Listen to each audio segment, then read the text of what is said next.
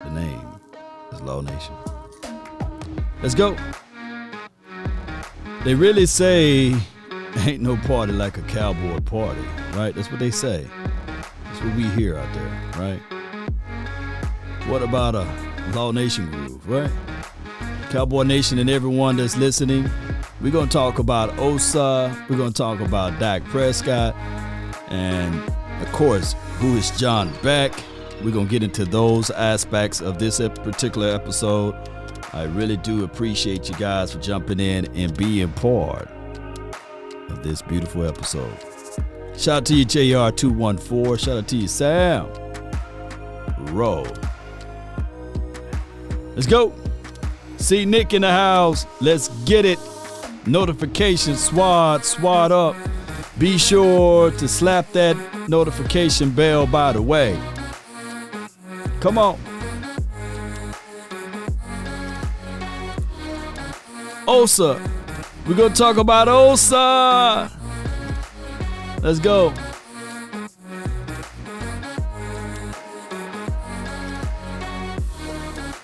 Mama said there will be days just like this, right?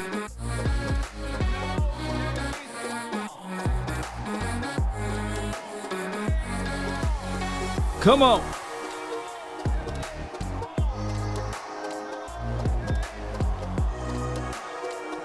Let's get it, Cowboy Nation. And everyone that's a part of this particular groove.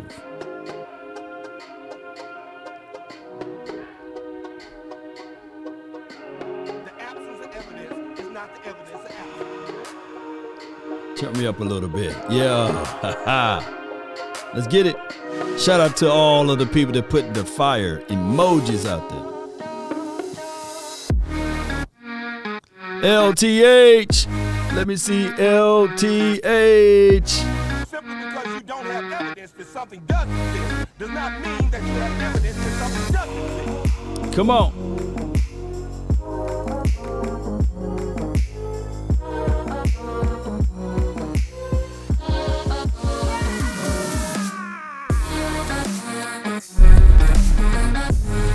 Hey.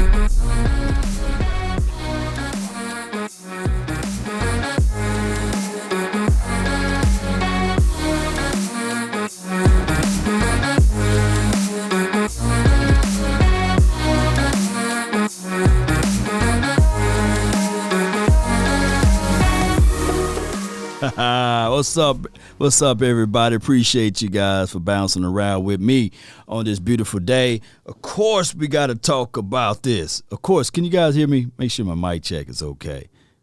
Mic check 1, 2, and 3. Like this and like that and like this and like this and like that. Y'all can hear me? Shout out to you, lad, and appreciate you, Thomas, and thank those who calling in right now. Just hold your horses, hold your spot, and when you call in, I'll be sure to get to you and those orders there. I appreciate y'all for calling the hotline for your mind. I might have to get that marketed out, the hotline for your mind. Law Nation. But Dak Prescott practicing with John Beck, and I got 2 to 3 type of fans. One fan will be, who is John Beck? He's trash. And they pull up his resume. He's trash. Lord, he's trash. That's why Dak Prescott don't have any playoff wins, because he's practicing with this guy. He's trash, Lord. And you got the other people who understand that just because you didn't perform up to a level on the pros level don't mean that you can't coach, because I'm quite sure that Bill Belichick probably never played football on the national football level, right? League level, but he can coach his you-know-what off, right? I'm quite sure that Bill Parcells or Jimmy Johnson never played football, on the NFL level, but they can coach their socks off. But neither here nor there, this guy's resume, John Beck, is pretty solid. He trained Tom Brady, right? Is Tom Brady a slouch? I don't think so. He trained Drew Brees. Is Drew Brees a slouch? I don't think so. He trained Matt Stafford. There's a list of guys that he trained and helped develop on certain aspects of their game.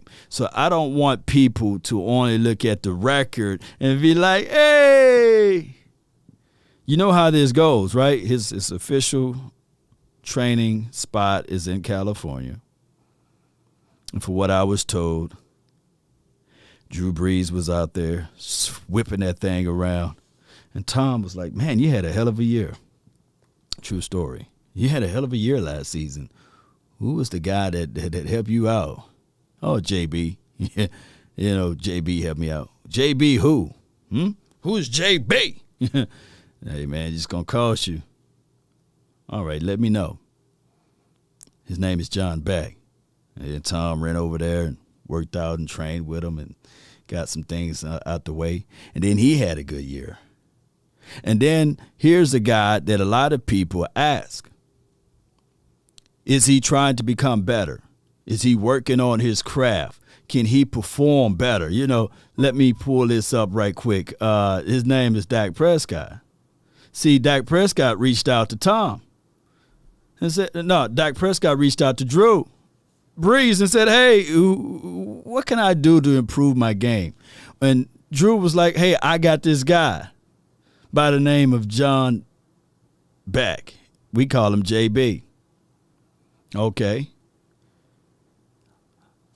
I will hire him, you know. And then Dak Prescott have an amazing year. Matthew Stafford hit up Dak. Hey, man, what you doing that little whip snap thing, you know? Oh, that's my personal trainer, JB. And then Matthew Stafford works out with him. So those are things of how people in the offseason help elevate their game. Whereas fan base look at this thing and say, they look at the overall collective. You know, they look at it like this dude can't do this dude can't do that. But it's more to it than what the eye can see, right? And that's what I want you guys to understand. That it takes a unit. It's not an individual situation. We all know that Dan Marino will probably go down as one of the greatest quarterbacks of all time. Right? Trent Difford got a ring and he don't. Doesn't mean that Trent Difford is a better quarterback. I want you guys to understand that, right? Come on. Are you guys rolling with me? Are you guys grinding with what I'm saying? So stop looking at Dak Prescott as an individual and look at it as a complete picture.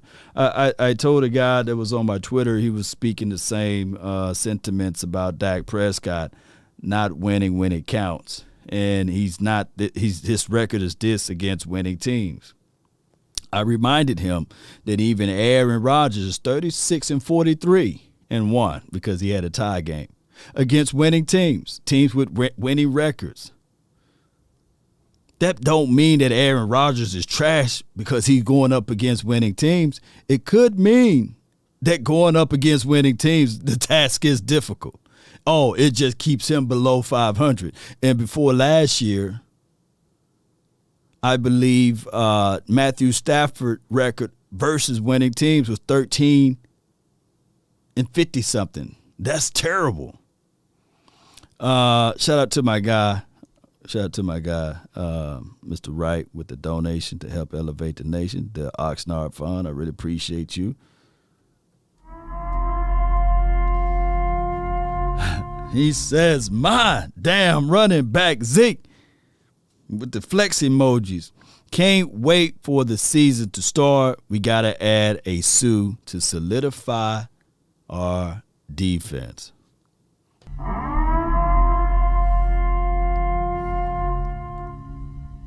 Let me hit it again. Let me hit it. Let me hit it one more time. You know how it's so good? You know how when it's so good, you say, let me hit it one more time.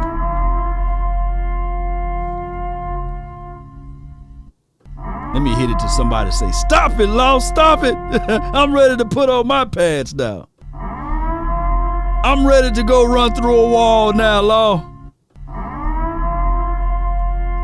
I'm going to do it one more time. One more time. One more time over here. All of the soft, fickle fans, y'all just stand back for a minute. I'm just talking and having a conversation with the real ones right now, you know? Yeah, shout out to you. Roll Tide, I see you, fam. Shout out to you for jumping in. All right, so here's the thing, Cowboy Nation. This particular team, yeah, we can't wait till those pads and those helmet come on, and then we'll separate the real ones from the fake ones. You know, people that got the underwear Olympics on, you know, they got all of that stuff going on them. Owens! Every time y'all make the donation, y'all name. I can't wait to do the drawing because I'm going to try to do it before I get out there to Oxnard. And somebody going to win this hat. And I can't wait. Y'all got to send me a picture with this hat on, too, by the way. I can't wait to see it on you. It says, Cowboys, let's eat. What's up, Law? Everything is up. Bleed blue and silver all day. This from Courtney, yeah. Lamar.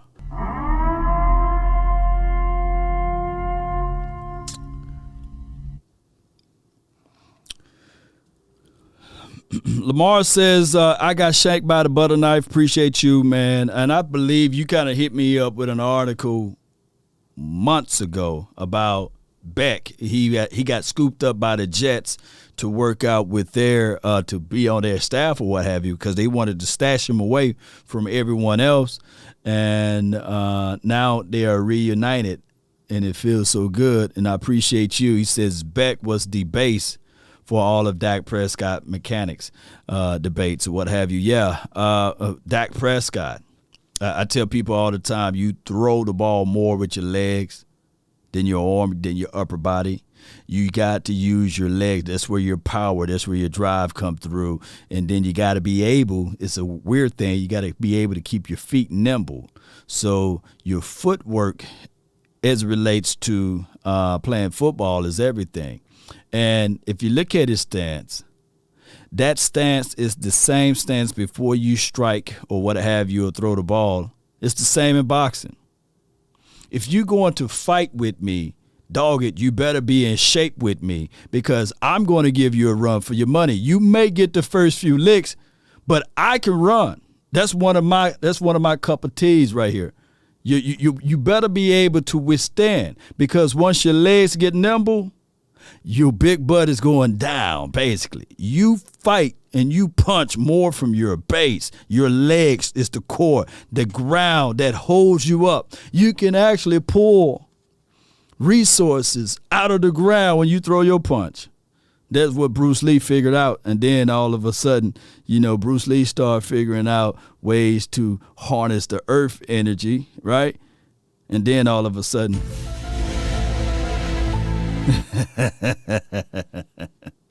But that's why you always got to get your core and your base together. Don't look at arms. Don't look at what's the neck and the head. All of those are byproducts. But if you got a strong base, oh my gosh, man, you know what I'm saying, right? You know, so Dak Prescott worked on his footwork, you know, and he lost some of that, and it was reported that he wanted to get back to his mechanics after he had his calf situation, but he couldn't because John Beck was on a non-compete contract, so he couldn't work with two organizations. And for those who handle contracts, y'all know how that go when it's non-compete. So that means that I can't work with you. I can't help you get out of this slump because I'm already under contract. So if I'm Dak Prescott and all of the money that he got now, if he want to secure his base and his future, go ahead and hire him to be your personal, private quarterback. My guy, Mr. Wright, also, this is for Law Nation. This man right here is a real one. And a Coyer media, that's my guy Coyer, man, you know. And accomplishments, and I have to let them know, and they be in your corner. Yeah. That's a Koye, man.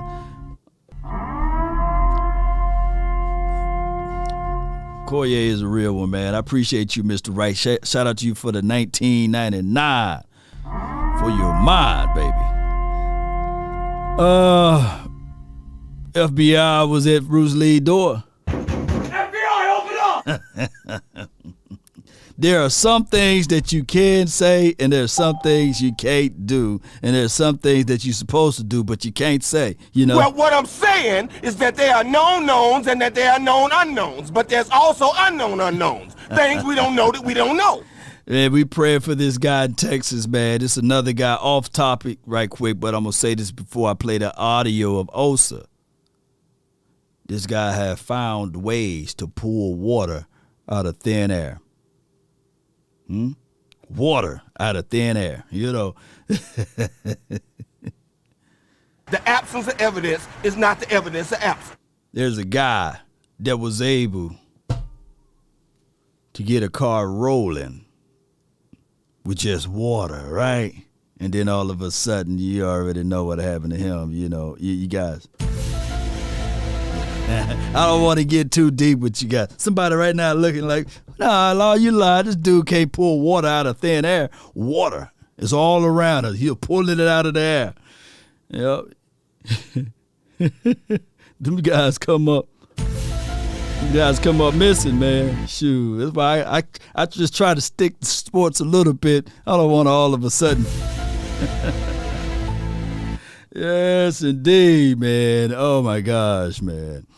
All right. Let's listen to this audio. On an emerging Cowboys defense, he's a third-round pick and entering his second season out of UCLA. Please welcome back, friend of the show, Cowboys defensive tackle, Osa Odigi-Zuwa. You said, Osa. That Odighizuwa, that Odighizuwa had my guy like, he was going to say Osa Odigi-Zuwa. That joker was like, I wish I could, look, baby, I wish I could show y'all the audio, show y'all the video. He was like, Osa Odigi-Zuwa. Sometimes names mess me up too. I'm from Mississippi, man, so we gonna throw it out there and whatever stick, it gonna stick, you know? So you guys gotta listen to my southern drawl. But I remember Matt, I was like, Matt, who, where? And then I had to hear someone else say it a few times. Oh, Matt Walesko, you know. I would flat out murk a name, you know. and Get your damn act together. If you don't like it, you know, because Jerry Jones would do it too. One time Jerry Jones was in an interview, and I was telling you guys, he was saying Tyler, and then he was saying Dez. I was like, is Dez Bryant coming back?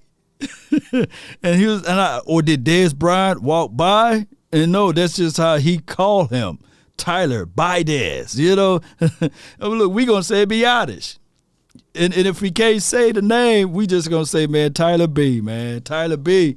You got to step it up. Like Fry Fargo is gonna mess up a lot of people right now, but let's get this thing going. I said it right, big dog. There you go, yes. I appreciate the pause. I'm going to take my time, do it right. I love it. Absolutely, man. Got to show you the respect. Now, look, training camp starts in just a few weeks for the Cowboys. What are you planning on working on the most before the season gets on its way? I mean, just working on my hands, is making sure I got them polished and just nice, fast, violent for the season. You know what I mean? Just making sure things are crispy, working on the technique. That's really just the emphasis for the summer, is technique and conditioning. Conditioning. You guys had such a great season last year on defense, putting it together with Dan Quinn, and you add all these rookies in the draft. For Cowboys fans watching now, can you kind of give us a little profile of the 4 rookies or 3 or 4 rookies that you saw, caught your eye during mini camps, and just that you think they should be aware of and on the radar as we continue to add talent to one of the best young defensive rosters in the league? Watch what he say when he give this particular answer to that panel there. Let's listen. I feel like we added a lot of talent to the D-line. That's really who I've been paying the closest attention to, just like in terms of Sam and John. Those guys are good. They're clean. They're violent. You know what I mean? Just physical dudes. I like what I'm seeing from both of them. Even our undrafted guys, Mika and Big Cat, like looking at those guys like sheesh. You know what I mean? I feel like, man, let me tell y'all something. When he says sheesh, he mean it. Big Cat is not a little cat. That's a big dude, man. But he's chiseled in a sense, right? You know, when you look at his weight, you probably say, man, this dude should be a little bit bigger. But he's chiseled. He's one of the guys that you say, hey, man, he played for the – if you ever around a star and you put around bump into him, you be like, hey – he got to be playing for the Cowboys, and he's one of those type of guys. Now, when he talked about Sam and, of course, Big John or what have you, the vanilla gorilla, and he said one of the things that really got his eyes open will be the actual Cowboys front, you know, the defensive lineman. I'm always looking at player acquisition, and I'm not saying it for tongue-in-cheek, right? I'm always trying to bring in someone else. Y'all heard me the other day saying, hey, bring in Sue, Sheldon Richardson, bring those boys in, right? Let them figure things out of trying to compete or what have you.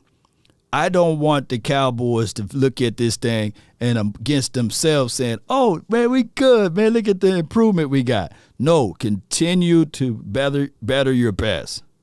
That's the way I look at it. The Cowboys, the last time we had a player from the interior to get double-digit sacks was Jason Hatcher.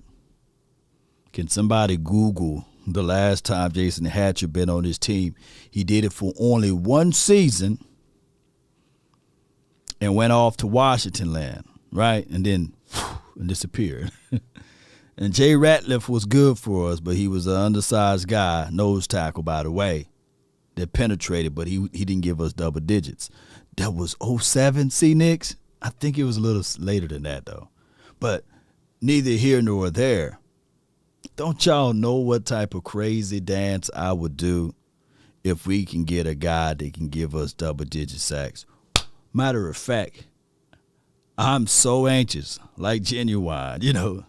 The new Genuine, you know, not the old, well, how can I put this? The old Genuine, not the old Genuine, not this Genuine.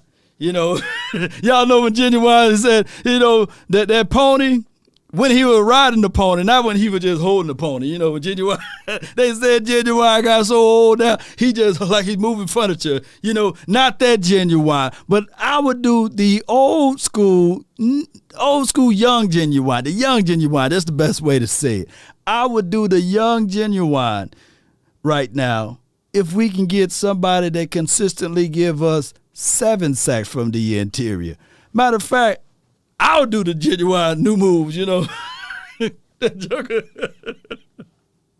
Y'all gotta be in these streets, man, to see Genuine. Look, I might have to find it for you guys and mute the audio so y'all can see what I'm talking about. But neither here nor there. If I can get somebody to give us 6 to 7 sacks from the interior, naturally, you know, that will be golden for me. Hopefully, Osa can be that guy. like, we added some good guys, some dogs to the D-line. Oh, so we looked at your Twitter timeline and we said, "Jeesh, jeesh." For a guy with personality like you, we always scour the things that you've said, and we're going to use what we found to make another version of Explain That Tweet. It is a thing we do here with guests sometimes. So explain this tweet. We'll start off. I'm going to go number 1, okay? I love this tweet. This is a really surprising that we get this because you don't hear a lot about it. Incredible gem from back in April. If we can run the tweet. You said, Gattaca is such a great movie. Now, everyone who doesn't know Gattaca, it's a 1997 movie with Ethan Hawke and Uma Thurman, who were married at the time, a sci-fi movie. Oh, so why did you tweet this, and are people sleeping on Gattaca? Because I definitely don't know anything about Gattaca, and this is what he tweeted out according to them on that. Gattaca. Do you guys know anything about Gattaca, by the way? Because I don't know anything about Gattaca. Yes, they are. Like, if you haven't seen, I was watching it again. I watched it in a science class in high school, and it was just one of those ones that just makes you think, right? And then at the same time, I was doing like a report on CRISPRs, which is like one of those things that it's hard to explain, but CRISPR is basically something that you use for genetic research. So, and then the concept of like designer babies and things like that, which is like a real thing. You know what I mean? It's crazy that movie was made like so long ago, but it's pretty relevant to like what's happening just in terms of science and those crazy parts of science that you really like, you know what I mean? You really don't think about, but it's like, it's real. You know what I mean? So it's just a really interesting movie. Designer babies was not something that we would bring up here on Good Morning Football so early. So let's go through more of your tweets, all right? So let's go back to March, is I believe what it is. You tweeted, "So glad I started listening to Slash reading books. The grass isn't greener on the other side. It's greener where you water it." So what book have you read recently that you would recommend to all of us and to the viewers? Well, the second part of that tweet is actually a quote from a book that I was listening to at the time. It's called Chop Wood, Carry Water. Chop Wood, Carry Water. But it's a really good book just about, you know, sticking to the process and dedicating yourself to the mundane things that are boring pretty much, but are going to make the difference. You know what I mean? Just the small things consistently is basically what the book is about. Here's the book I'm reading right now, and this is what they're going to want to do in Dallas. It's called Winning by Jack Welch from GE. I suggest you read it if you want to be inspired. All right. Winning by Jack Welch. Appreciate him on that. This book right here, I may have to go get it. I like the saying right here, the grass isn't greener on the other side. It's greener where you water it. That is a good saying, though. Unless you live in Texas, right? You better get something other than Bermuda grass, because Texas, the heat will destroy all of the thin layers of the grass, and you got to get it really, really, really sooner than later as it relates to buying other forms of grass or what have you, or you got to water it at night or water before the sun come out. So there's other elements to that. But neither here nor there. From what I'm picking up, Osa is a very brilliant guy. He's very brilliant. I love it. Chop wood, carry water, fire. George, I'm going to have to get that one. Don't spoil the book for me, huh? Fired by another tweet. What about anime? I'm not an anime fan or enthusiast. Don't know it. And yet, me neither. You love your anime and Attack of the, what is it? It's AOT. Tell us what it is and why you love it. I mean, I like anime a lot. I feel like Attack on Titan, they really came differently for the second half of the final season, which is like being split into 3 parts. Just feelings about that is just I didn't like that. But the writing and just like what's going on in the show itself, peak fiction. I can't lie, it's crazy. Man, I don't lie to you, bro. I don't understand anime. My kids watch anime. I can't get into it, bro. I can't understand all the concepts, the words, the mouth be a little different, all that. Yeah, man. Like all but anime heads out here, man. Are you guys all into that? You know, because I don't know nothing that they talking about. This is all foreign language to me right about now. I can't do it, dog. I don't know about you, bro. I feel like you can watch a lot of things and they won't, like, it's a lot of mindless things. I feel like if you're judging me, if you're judging anime watchers out there right now and you watch reality TV, I need you to please close your mouth. Like, there's actual meaning. Yes. Yeah. Now I do like X-Men, the old school X-Men with Magneto with the yellow little scooting chair thing and the Wolverine. Jean! He's always mad at Cyclops. I used to da-na-na-na-na-na. Da-na-na-na-na-na. Y'all know what I'm talking about? Da-na. And I love that X-Men episodes. I like Spider-Man back in the days too. But X-Men was my go-to as it relates to those versions of animations or what have you. I tried to get into Netflix series of 7 Deadly Sins or what have you. I just couldn't figure it out. Dude charged up, got all type of energy and things like that.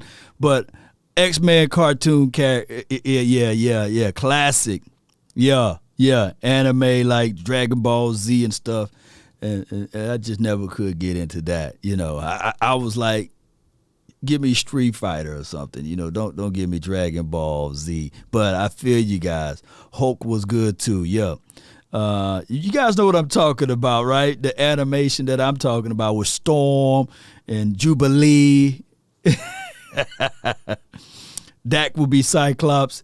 I just look, if Dak's Cyclops, I always wanted to just punch Cyclops in his chin. You know, I was just like, Cyclops, he get the lady. I always wanted X-Men. I always wanted Wolverine to get the lady. You know, for some strange reason, I just never liked Cyclops.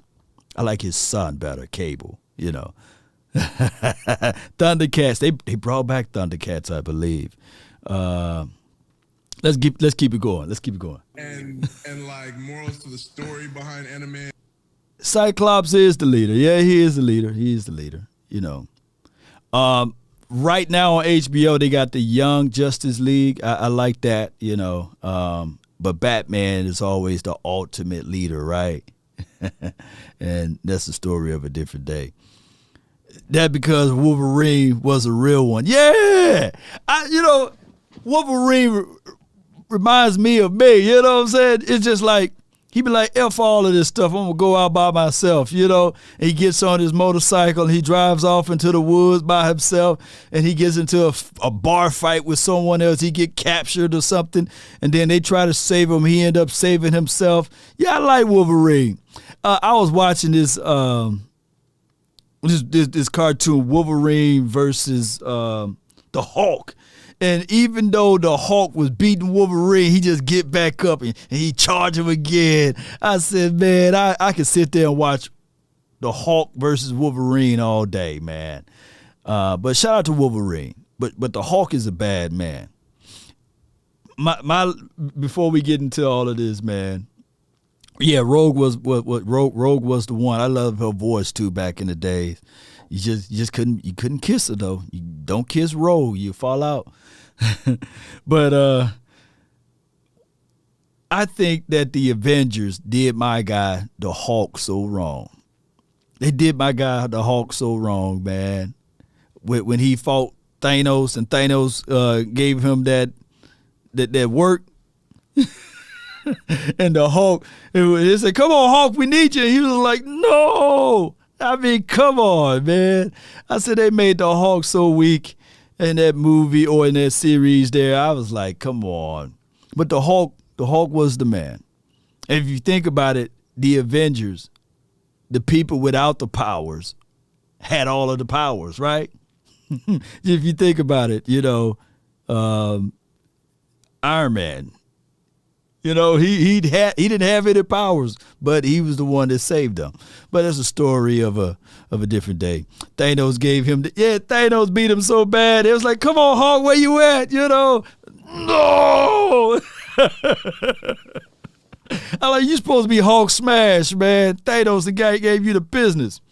Tony Stark's, yup, and hey man, it was just amazing. But my favorite guy right now is out of the Avengers, Doctor Strange. I like his storyline too. They wouldn't have been able to beat Thanos without Doctor Strange, though. I would say this over and over again. Doctor Strange was the man. Made him straight punk out, yeah. And like there's like deep stuff. Obviously, there's like quirky little funny things in there, just like there's anything. But like if you're watching reality TV and then you're judging someone for watching anime, I can't listen to you at all. Thank you, bro. Thank you, bro. You've given me so much ammunition to talk to my wife a little bit later. Thank you for that. But anyway, before we let you go, we just want you to talk to the Dallas Cowboys Shout out to you, Bill. fans, man. I mean, Talk you to guys us. have been up and down over the last couple of years. What makes you think that this Dallas Cowboys team this year will be different? You know, I feel like the defense has only gotten better. I feel like offense, we added pieces as well. You know what I mean? I feel like the team, we're miles ahead of where we started last year and then just building on that. So I feel like Ooh, yeah, let's rewind for what he said, Cowboy Nation. Y'all write this down. Y'all write this part down. Let me hear him again. You know, I feel like the defense has only gotten better. I feel like offense, we added pieces as well. You know what I mean? I feel like the team, we're miles ahead of where we started last year and then just building on that. So I feel like we really got something special going. So tune in, keep riding the way you guys have been. I appreciate you, Cowboys Nation. He said miles ahead. I'm going to use that as a slogan. The Cowboys are miles ahead of what they did last year, or where they started out last year. And keep in mind, they still had some of the pandemic stuff going around. Wear your mask. Separate from this guy, can't touch this thing and can't rub that. And then amazingly, everything kind of like went away. But that's a story of a different day. I'm not finna get canceled over here by calling it the pandemic, but that's a story of a different day. The Dallas Cowboys now are miles ahead of what they were doing last year. And think of this right now. Dak Prescott pretty much was still recovering. Not injured, but recovering, right? So this defense was still on the install. We were still looking at like, man, Quinn is okay. You know, he was good over there in Atlanta land. And I've seen multiple people saying that, hey, even Dan Quinn in Atlanta, not like they were known for their defense. They was ranked 28th, 30th ranked as well. The Atlanta Falcons defense was pretty much a non-factor, right? So there were a lot of people, a lot of pundits, a lot of critics still talking about that this team will still have a historically bad defense. And now we see it in a different spectrum of light. We actually look at it like now Dan Quinn going into his second year, putting his paws on these guys and being the enforcer on this team as it relates to installment and everything else. It's about to get crazy. It's literally about to be. Mr. Nasty time. Hey, Osa, it was a pleasure having you on the program. Certainly an enlightening conversation. We know what books to read. We know we have to watch anime as well. And before we let you go, real quick, we had a discussion about Minions. Would you care more about Minions or Thor, in your opinion? We're trying to settle this. Thor. I'm watching Thor. Yeah, there we go. Wrong answer. Wrong answer. What about The Bachelor? The Bachelor. Definitely not. Man, Come on. Don't plan on watching it live. Dude, Selling Sunset is sick. Selling Sunset. Not watching it Nah. either. You don't like reality TV? You're on the Dallas Cowboys. You're in reality TV, bud. Oh, He's right, man. low blow. You got me there. Oh, no. Come on, Osa. You supposed to punch him back. I was like, You supposed to say, Osa, you supposed to say, and you can't keep your eyes off of us. Come on, man. Osa, when we see him out there in Oxnard, we're going to call him out on that one, all right? yeah. You got me there, bro. You're the best, man. Thanks, Osa. Osa, you are a great sport. Thank you so much for being on, and good luck this season. And come back on again, all right? That's Osa Odigi-Zuwa. You know, he said, Osa Odigi-Zuwa. That's Osa, man. I don't know. Well, somebody said they love Thunder. They love Thor, basically. I can't wait for that next Thor movie to come out. One of my favorite Thor movies was the one, was it a Ragnarok? That's one of my favorite ones, Thor, you know, when he went off or what have you. And he fooled around and said, my friend, and he was fighting the Hulk, you know. So I like that one. That was one of my favorite Thor's movies of the Marvel DC thing, whatever they doing. And I can't wait till this new Thor come out, the retired Thor. And I thought it came out last month, but it come out next month, right? July the 8th, I believe. I can't stand anime, but Attack on the Titans is amazing. This is Spock. Okay, I'm going to check that one out, and I'm going to check out the other movie that you guys told me, Gattaca or something like that. I'm going to check out both of those movies there.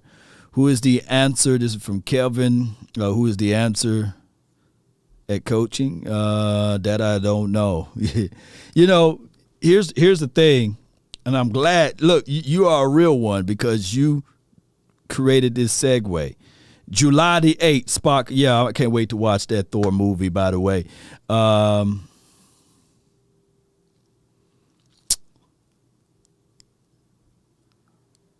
That's a great segue. Let's talk about coaching. Long there was Ragnarok, Kevin Braggs. Okay, all right. Akeem says, can we get Sean Payton law?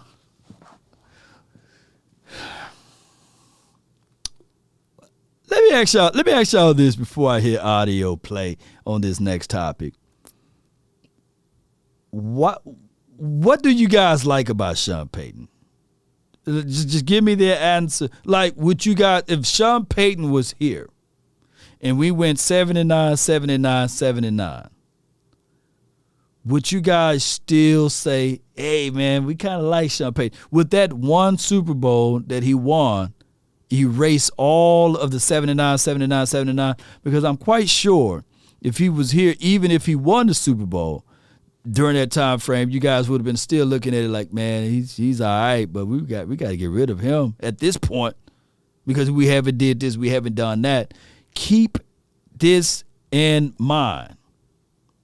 There's only one team in the National Football League, and that's the Dallas Cowboys. One team. There's not multiple teams. So if another team with talent, with weaponry, with a Hall of Fame caliber quarterback go 79, they will sweep that under the rug. But if it was the Dallas Cowboys during that time, baby, I'm telling you guys. Now, I do think that Sean Payton is a brilliant coach. I really do. I really think that he's a genius in his own way. But that's under the spotlight of New Orleans Saints. Y'all fail to realize Saints had some weapons on that team. They've been loaded for multiple years. And I still recall in the playoff game, Stephon Diggs catching the ball all over the Saints, going down there for the score.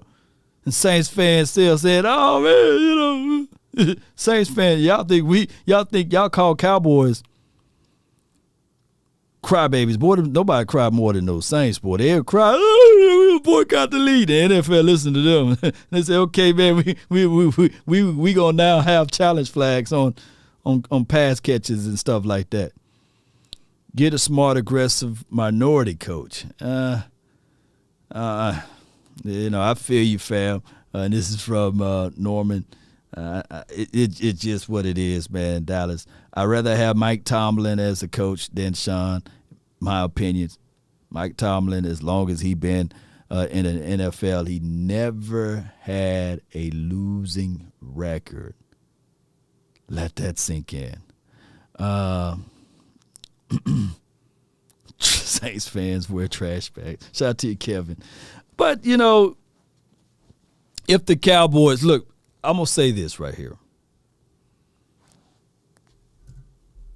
As above, so below. The main issue with the Cowboys is not the in-between, it's the above. And what trickles down from the head, the fish rots from the head down, not the opposite way, by the way.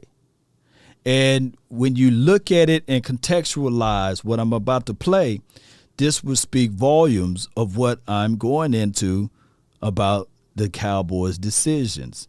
Let's listen to the mighty Jimmy. Me, for this journey, is when I took the job, because I knew I'd get the job done. I know the people in Dallas were very skeptical. I knew we had the right people. I knew we had the right plan. So I know eventually that we were going to win. My very first Super Bowl, the Jets flew over the top of the stadium and the roar of the crowd. It was just kind of made my hair stand on end because it was so magical a feeling knowing that in a few hours I'd be Super Bowl champion. It's so very difficult to win. Now, I want you guys to understand what he said, that he knew that he would be Super Bowl champion. That's before they played the freaking game. He said the Jets flew over his head. And Jimmy said that he knew that he would be the Super Bowl champion, or they would be the Super Bowl champion. Speaking things into existence. Let's listen. In back-to-back Super Bowls. So I was back in my room after practice one day and I was watching Buffalo. I saw Jim Kelly and Thurman Thomas practicing the shuffle pass. They had never run it the entire year.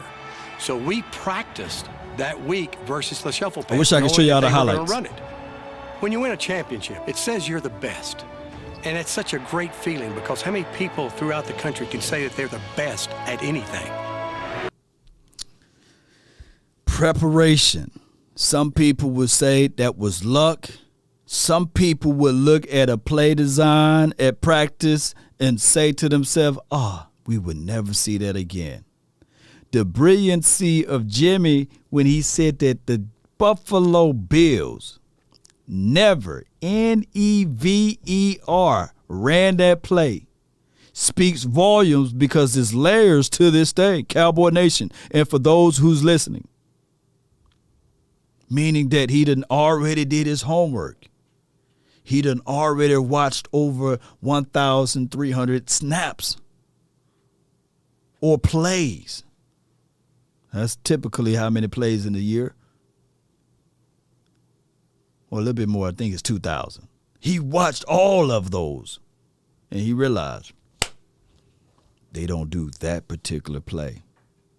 There's research, there's studying, that's also planning and preparation. When people say this about those other coaches that coached for the Cowboys, are they doing that difficult levels of research and independent study, or of intel, of trying to win at all costs so that they can say, ultimately, this team is the best team in the National Football League. So some people will look at the race and say, hey, man, it's 5 miles. I don't need to walk the trail. You know, in the cross-country meets or any outdoor activities that you run, it's good to go out there and to get familiar with the terrain. Maybe when you're running, you would say, hey, there's crevices in this creek there. There's a log or a stick that's over there. I'm going to already be prepared. Or even though it's 5 miles, 2 miles out of the 5 are all on an uneven playing field.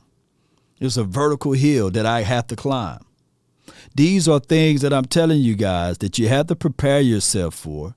And I believe in Dak Prescott tenured here with the Dallas Cowboys, and even if with the previous quarterback tenure with the Cowboys, Tony Romo, we didn't have that level of coaching, of that intel, of that research, of going deep into the nitty-gritty and pulling out things that can help you out down the line. The Cowboys vanished as it relates to the knowledge that's being poured upon this particular team, and only looked at the talent and say, okay, here are the pieces. Make it work. Build it while you flying the plane. That is exactly what you guys got to understand and to know of what's went on with Kellen Moore, right? And what happened with the previous situation with Jason Garrett. I had a few people to reach out to me to say, Law, you wrong. How dare you blaming it all on Kellen Moore? I want to tell y'all beautiful people that's listening right now, everybody else is ugly. Y'all are beautiful ones, right? I'm just playing. But I want to tell you guys right now is there's a difference between explaining versus blaming. In better words, there's a difference between explaining a situation versus complaining a situation. I really do believe that Kellen Moore will be brilliant at coaching. I really do believe that Kellen Moore, from where he's at, is a brilliant young offensive coordinator. In the same breath, I also understand that Kellen Moore got to go through growing pains. You don't get your doctorates, your master's degree, as soon as you graduate from high school. You don't. You don't even get your associate's degree. You got to go through the rudiments, the basis first. But what happened in this micro society that everybody want to get a trophy. Everybody want to get things before it's their time. Everybody, right? Everyone. They want things given to them without the grind, without the sweat, without the work that's put in. You talk to people, they want to have that microwavable mentality. You put it in for 30 seconds, get a full course meal. That's what they want. Everyone that's here, not you guys, but collectively. I was watching on TikTok, or it was on Instagram, a gentleman who was trying to feed his son. The lady already had 3 kids. She already had 3. And he's bringing food for his son. Now, she could have had multiple different baby daddies, but they're not married. But she was trying to expose him, but in return, she exposed herself. Law. He was wrong trying to feed his son. Well, I come here to tell you guys that if you lay with a woman, right, and she already had kids, she would have to, in return, give you things far as examples or set the table of conditionings before you begin to have another one. She would have to have this on the table, and I don't know whether or not she had it already, to say that, hey, I come as a package deal. You feed one, you got to feed all. But I'm quite sure that she didn't say that. I'm quite sure. But his responsibilities and his duties is to take care of his own. Oh, yeah. The call-in number is available, 657-390-7391. But his responsibility is to take care of his own. The phone lines are now open, Cowboy Nation. I really appreciate everyone. But I can hear simps and the betas that will say, hey, man, that guy, he should really take care of all of them and leave the other 3 dads out of the hook. Boy, I'm talking too much for you guys. They said it was a fake, but regardless of whether it's real or not, there are people that living in their world of expecting someone to take care of something else. And the Cowboys got to understand that where they at right now, they got to make sure that they take care of their own. They do. Simpson Beta. Reason why I say that is because there will be a guy that will go out there who only have $6 or $7, and he's not able to put money or food on the table for everyone else. And the other 3 that were able to put food on the table for theirs are out there partying and parlaying and doing a whole bunch of other stuff. And now this guy get ran into the dirt because if he does it for one day, think about it, his McDonald's and a whole bunch of stuff that was $7 for one meal. He can probably make ends meet with just by himself with his own salary. Now you're expecting him to take care of things that he didn't help or have fun making.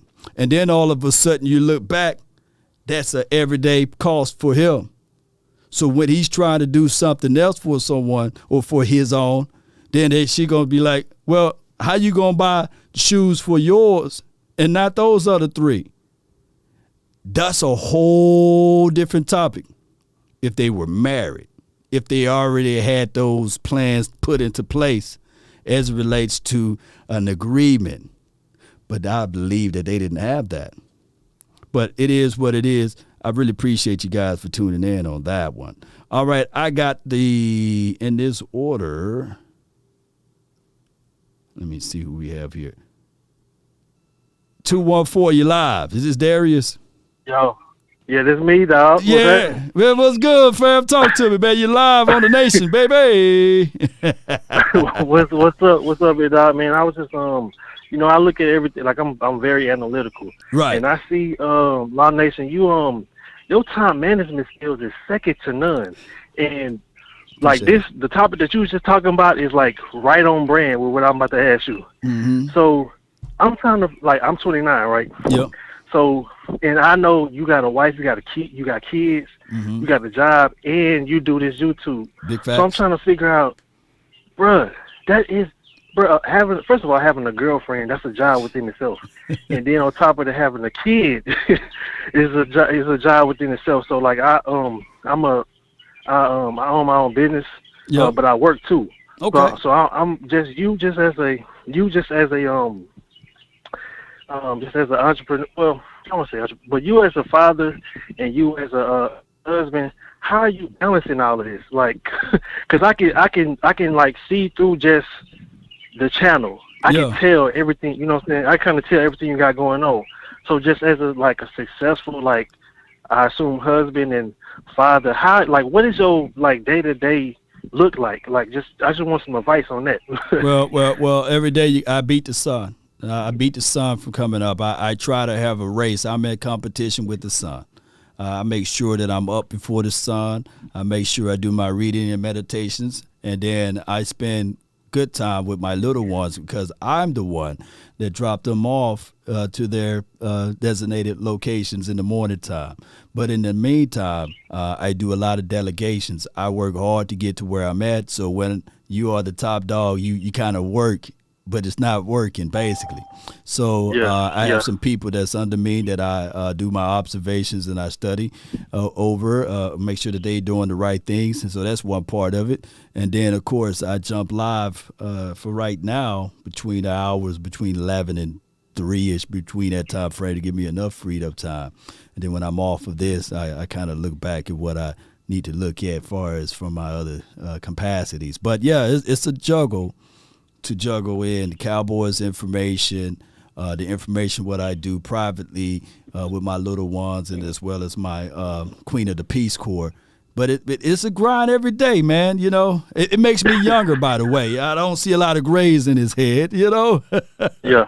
The other thing I got probably like two more topics I wanted to hear. Yeah. The other thing I wanted to say was I'm kind of mad that you beat me to it, bro. Let me tell you something. If anybody on this live, if y'all stay in Dallas, let me tell you something. Bro, them Saints fans, bro, I'm talking about the worst. I have never had to go to blows and fight as hard with any other team, even in our division. Bro, the Saints, like if you stay in Dallas or Texas, they like when we played the Saints. Oh, yeah. Listen, they are going to go, like, you're going to have to fight them more than you fight a Giants fan, a Washington fan, even an Eagles fan. Yeah, Saints fans, they relentless, boy. I mean, that voodoo magic. Like when I literally saw Jerry, Wayne and things walking down Bourbon Street, you know, I was like, walking down New Orleans, just chilling, drinking a hand grenade and a beignet. I said, Jerry's a real one, man. He had to be. It was X-Files, man. I was like, man, where my X-File button there? Because Jerry gangster, man. And he was like, bodyguard, get out the way. He still had the two-piece suit on, and he was just walking with a hand grenade. You know, Jerry's a real one, man. Yeah, bro, the crazy, bro. I can confirm that. I done seen Jerry in Dallas too, bro. Like I couldn't believe it when I seen him. Yeah, I seen this man working outside of my mom. Well, not working, but walking outside of my mama job. He was with, that black man that he always be with. Roosevelt with that last living little mini afro with the shades. Yeah. Bro, bro, I knew that was him. Jerry had on, like you said, he had on a three-piece suit, and he had some blue tinted shades on. Yeah. And bro, Jerry kind of tall too. Yeah. Like, he taller than I expected, but old school offensive lineman, man. Jerry gonna go places, and he gonna always have that jacket on. Maybe that's a specialized jacket, man. Yeah. That joker got that jacket. He was in like a incognito car. Like, bro, Jerry, we know that's you, man. I see you, cuz. Get your damn act together. But no. So I heard you talking about my dog Deion Sanders. I played ball. Listen to me, man. Mm-hmm. I wore number 21. Deion Sanders is the man to me. Yeah. And when you listen, Deion is one of the realest dudes on earth. Like, I had my cousin used to play for his team on Prime U. My cousin used to speak very highly of him. He used to invite him to his house. He called him Coach Deion, like, he a real one. But you got a little spiciness for my dog Deion. What's up with that? Oh my gosh, man! And I'm biting my tongue until it's almost falling off, man. First of all, my guy, the playmaker, was robbed. I was talking about that. My brother, he's a diehard 49er fan, and you got to understand, we was younger at the time, and he rubbed it on me all that year, all that year. So I done already, like, I can't stand the Prime, and then all of a sudden, that off season, yeah, man. The Dallas Cowboys now picked up the prime time. I'm like, you better believe it. So I had to literally eat all of my words. I had to eat them. And I said, man, it's prime. And then every celebration, my brother was looking at me like this. He was just looking at me. So I was like, dang, man, I want to celebrate, but I can't stand the dude. So then I would never forget, Michael Irvin got knocked out of a game. And at the time, we was at this house party, and at the time we was being called the cocaine boys or the crack boys or what have you, and Prime, people had a misconception of Prime. They thought that he was a dope boy too and all of this stuff, flashy guy, and he said. He said that Michael Irvin literally checked out of the game. He pulled a Amari Cooper, and then and Michael Irvin went back to the sideline with his three-piece suit on, with the chain. Yeah. And people don't understand that because a lot of Cowboy fans are pretty young. But Michael Irvin put on a whole three-piece suit, glasses on, and walked back to the sideline. He had a full mink coat on, and he was doing like this. And they was ragging me and said, man, Michael Irvin just wanted to get that blow. Wait a minute. Yeah. Wait a minute. He went and put on his whole three-piece suit on. And he walked back to the sideline to watch the game. And they said, watch, it's going to be 3 plays later, and Prime is going to do the same thing. And literally, Prime got knocked out of the game 3 plays later, and then he go and get his suit and put it on to be on the sideline. And they ragged me for life with that one. I don't have to find that game. And both of them had their 3-piece suit on the sideline watching the game while we getting blown out by the Washington team or something. And then, like, a few years later, Prime go play for Washington. I was like, jeez, Yeah, that's blasphemous. That's blasphemous right there. So that's why I couldn't stand Prime. Man. He played for Washington, Hey, bro, we got a lot of them too, though. Like a couple of our players went to the Giants, Eagles, like. They be taking our players all the time. I wouldn't hold it against my dog Deion, though. Yeah, but man, you got to understand that I held that on for a long time. But I really appreciate him in 1995, though. We won a Super Bowl, and shout out to Prime because Mike Tomczak, he didn't, whatever his name was, he didn't even look Prime way. He tried to pick on Larry, and Larry picked he off. know better. Larry picked off 2 interceptions. But shout out to Prime. I thought it was about him when he went to my alum and became the coach there. Yeah, but it wasn't about him. He's really about that action. The kids. About the kids, man. So the last thing I wanted to say was Jalen Tolbert. Even my so like on Madden, you can like on this Madden that just came out last year, you can draft the upcoming draft class. Oh, so wow. the draft that just happened, you can do it on Madden. Okay. And like on mine, Jalen Tolbert got drafted to the Chiefs, and I played the Chiefs on of course with the Cowboys in the franchise, and Jalen Tolbert tore my ass up single-handedly. I'm like, I didn't even know who that was. I'm like, who the hell is Jalen Tolbert, man? Killing me. You know what I'm saying? And the year before, Michael Parsons on Madden had got drafted to the Giants, and Michael Parsons did me the same way. So I'm saying that to say, I feel like my Madden predicted it, that Jalen Tolbert will be a flat-out beast. Mark my words. I'm gonna tell you that right now. Jalen Tolbert gonna be, I ain't gonna say as good as Amari Cooper, but because Amari Cooper's route running was it's a work of art. His route went, oh my goodness, man, it's just like a Picasso with them feet. But Jalen Tolbert, I'm predicting it right now. He's gonna be a beast. I agree with MJ. He's gonna get about 1,000, maybe 1,200 yards. And I'm mark that down, today. Going for the rookie record. So I'm gonna mark you down for 1,200 yards. I'm gonna let these other callers come in too. But I appreciate you, Darius, man. Thank you, man. So love, man. Much love to you, man. All right. Good call from him, man. Good call from him.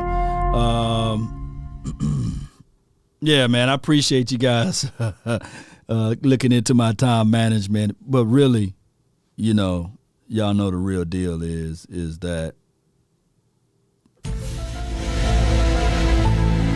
there's 2 of me. No, Coach Marv, man, talk to us, man. Talk to me, man. What's going on, Law? How you doing, brother? Man, doing well. I can't complain. Hey, man, Law, listen here, man. I'm going to ask you a question, brother. Mm-hmm. Do you really think that Sean Payton not a better coach than McCarthy? As far as better, I think that Sean Payton is better. Yeah, he's better. He's better overall than Mike McCarthy. I do believe that he is better. Okay, I just wanted to know if you, because I know you keep saying 79, but I don't think McCarthy could have took a team last year that lost 100 quarterbacks and be a game out for being in the playoffs. I seen Mike McCarthy with Matt Flynn beat the Cowboys and not win. But beat the Cowboys. We was up 28-3. Tell me Mike McCarthy winning record with a backup quarterback. I don't even have that stat. It's well below 500. You might talk about one game, but it's well below 500. But that one game, boy, I said Matt Flynn. Hey, Coach, Matt Flynn. I was like, who Matt Flynn was going down the field? And we came all the way back, man. You had a Hall of Fame game then, but against my boys. I tell you this. I tell you this though. You're talking. I love the interview with Osa. Oh my God! I've been saying this for a long time. I've been saying this ever since I seen this guy drafted. Mm-hmm. He looks like Michael Bennett. He plays like Michael Bennett. Remember, Michael Bennett wasn't just a Pro Bowler. Yeah, Michael Bennett was a All Pro for those years in Seattle. Yep, and wasn't a high draft pick too. And he wasn't a high draft pick. If you look he was undrafted. And he was Go ahead. And guess what? And he was well spoken and like a philosopher too. Mm-hmm. Oh yeah. When you got interviews. Yeah. They're saying that this is a comp for him. That's why I say this, Law. I think one time you pulled up Osa stats for the year. I think Osa finished with like 4 sacks. 3 or 4? 4? Let me see. Let me go PFF right quick. Yeah, I think he had 3 sacks. Pull up his stats.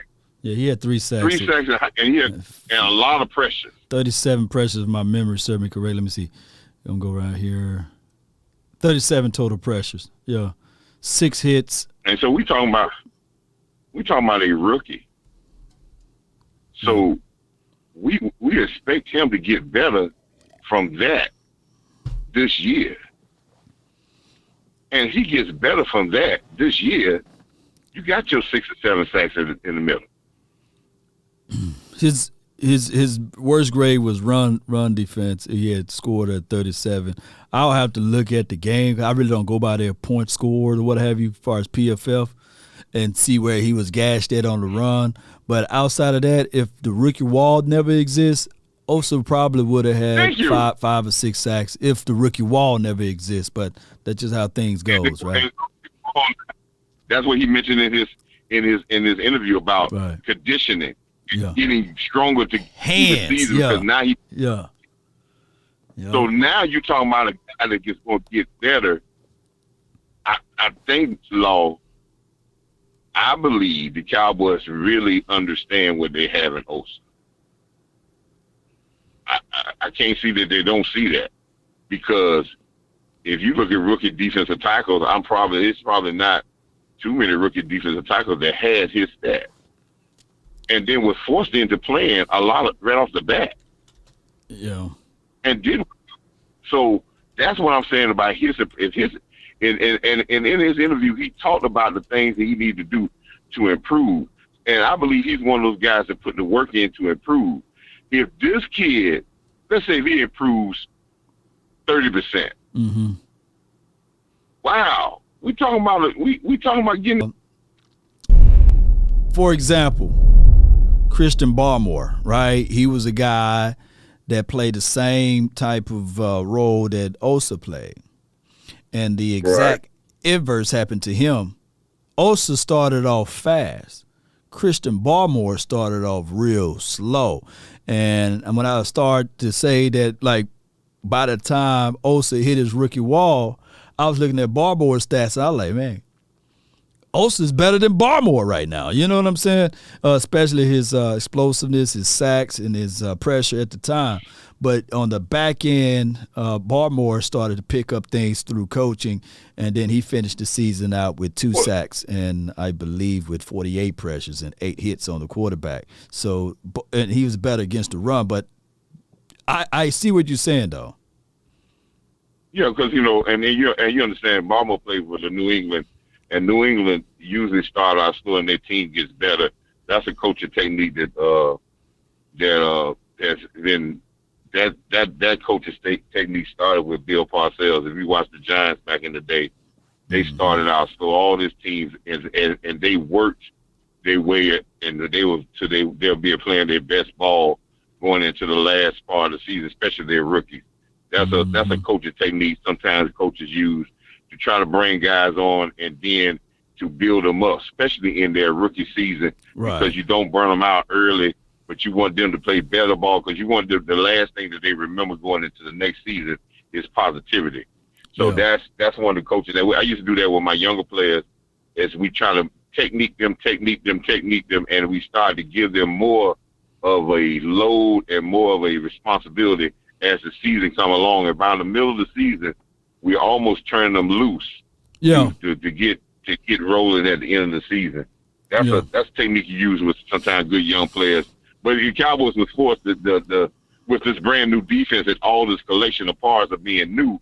The Cowboys didn't have no blueprint of how this thing going. Everybody was learning from the go. So now your younger players this year will get that chance, because this is not a new system to the whole unit anymore. Now guys have learned how to fit their part, like Sam Williams, and grow. And I see Sam Williams being that person that you may not start off, but by the time he gets at the end of the season, he's really going to be cranked up because now a system has been put in place after a year, and everyone knows the system. And that's what they're talking about, the familiarity of saying they're farther along this year than they were last year because everything was new last year. Yeah, everybody. And then this is why I look at Sam Williams like that. I say 12 sacks, but when I look at his tape and I look at Charles Cross and I look at Evan Neal, who he got sacks on both of those guys, and I when I look back at it, I said, man, he had those guys beat multiple times, and it was kind of like I beat him. Now I don't know what else to do. He have that type of raw ability with speed, like he get behind them. He make them launch or miss, and now he don't know how to get skinny and get to the quarterback or bend his shoulder just a little bit. And it was the small things that I look at Sam Williams tape, and I say, man, if this coaching staff get their hands on that, shoot. Coach, and I'm not hyping Sam Williams up, but I'm quite sure that there's not going to be many Evan Neals and Charles Cross that he's going to face even on this level, you know. Well, I'll tell you how you get players get sacks when you talking about when you get to other levels of football. Yeah. In the lower levels of football, your athletic ability usually gets you sacked. Big fact. As you go up in levels of football, the ball comes out faster.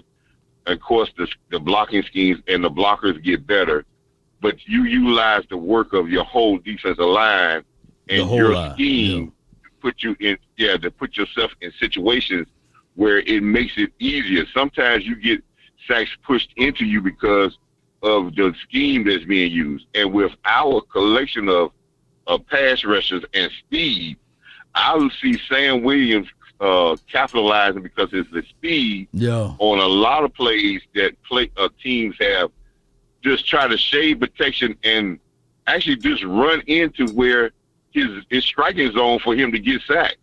So, yes, I do think he's going to have big sack numbers, but I think the Cowboys are going to do this with a committee approach to get a lot of sacks. But as you know this, Law, and I want to make sure the Cowboy fans know this, sacks only come if you allow yourself the right to rush the passer. And how you allow yourself the right to rush the passer? You must stop the run first. Oh, yeah. And then that you earn the right to rush the passer. If you do not earn the right to rush the passer, you're gonna find it hard where balls are coming out fast because they only have to make short passes, and they're gonna find out that you're gonna be on your heels, and that's gonna cut our sack total down. So if our offense does what it's supposed to do and be consistent and physical with quick strike and least, I'll tell you like this, Law, your sack totals will come up. If the Cowboys win the time possession in every game, we are killing sacks and turnovers because we are forced teams to play right into our fast, wide open style on defense. And they'll feel pressed. And once they feel pressed and they feel that they can't be patient, this team will eat. That'll be right, like a pitcher, a batter getting the ball right in his wheelhouse. That'll be right in our wheelhouse. If you become pressing against us and you feel that you press because you're not going to have the ball and you feel that you got to speed the pace up, you're going to run right in our wheelhouse and we're going to hunt. No doubt, Coach, man. I appreciate you so much for calling in, always bringing in some of that good stuff, man. Appreciate you, Coach. We going to hunt, Law. We going to hunt, brother.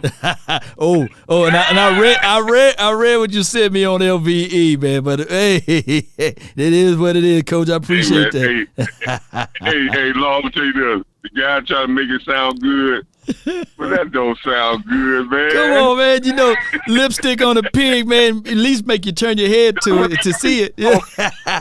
You're right. You told it right. You said it right. A lipstick on a pig. That's right. It make you turn your head, you know. But appreciate you, Coach, man. All right, man. Good call from Coach Barr, man. There's never a dull moment with him, especially as it relates to football acumen. And the reason why a pig is such a pig, you know, you can take. I'm from the country, man. We used to have pigs, chicken, and a whole bunch of other stuff out there on those acres of land. Shout out to Grandma Marie when she used to watch us. May she rest in peace. But she used to have a farm, and pig would eat just about anything you throw out there. We call it slop. And the difference between a pig and a dog is a pig would never lift his head to see who's feeding him. They keep their head down and they continue to march away, eat away. They never lift their head up to see who's feeding them. All right, so the next person that's been waiting here patiently, I really appreciate you, from the 201. You live. Hello. Hey, what's going on? Hey, Lord, how are you, my brother? I'm doing well. I can't complain. This is Sadiqa Charles, honey. Oh, this is Sadiqa. What's going on? Let me look. Yes, it's me. It's me. I'm only calling in to get on the damn chat room. Get on them to them.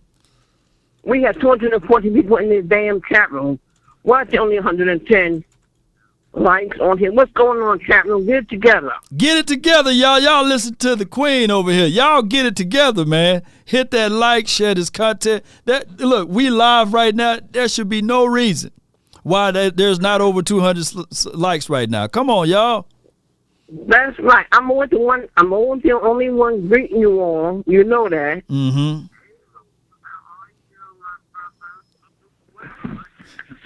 I greet everybody. Trying to make everybody feel comfortable. Uh-huh. And you have to, in this room, every time the rules go on, we got to actually hit the damn like button. Let's go get this shit together. Y'all know better. Y'all got to get it together. Listen. You know. How you been doing, though? And Nick, I'm from New Jersey, baby. Oh, New Jersey? I didn't know. So you from where Dan Quinn is from? Yes, I am. Okay, so you already know his mindset and his mental capacities.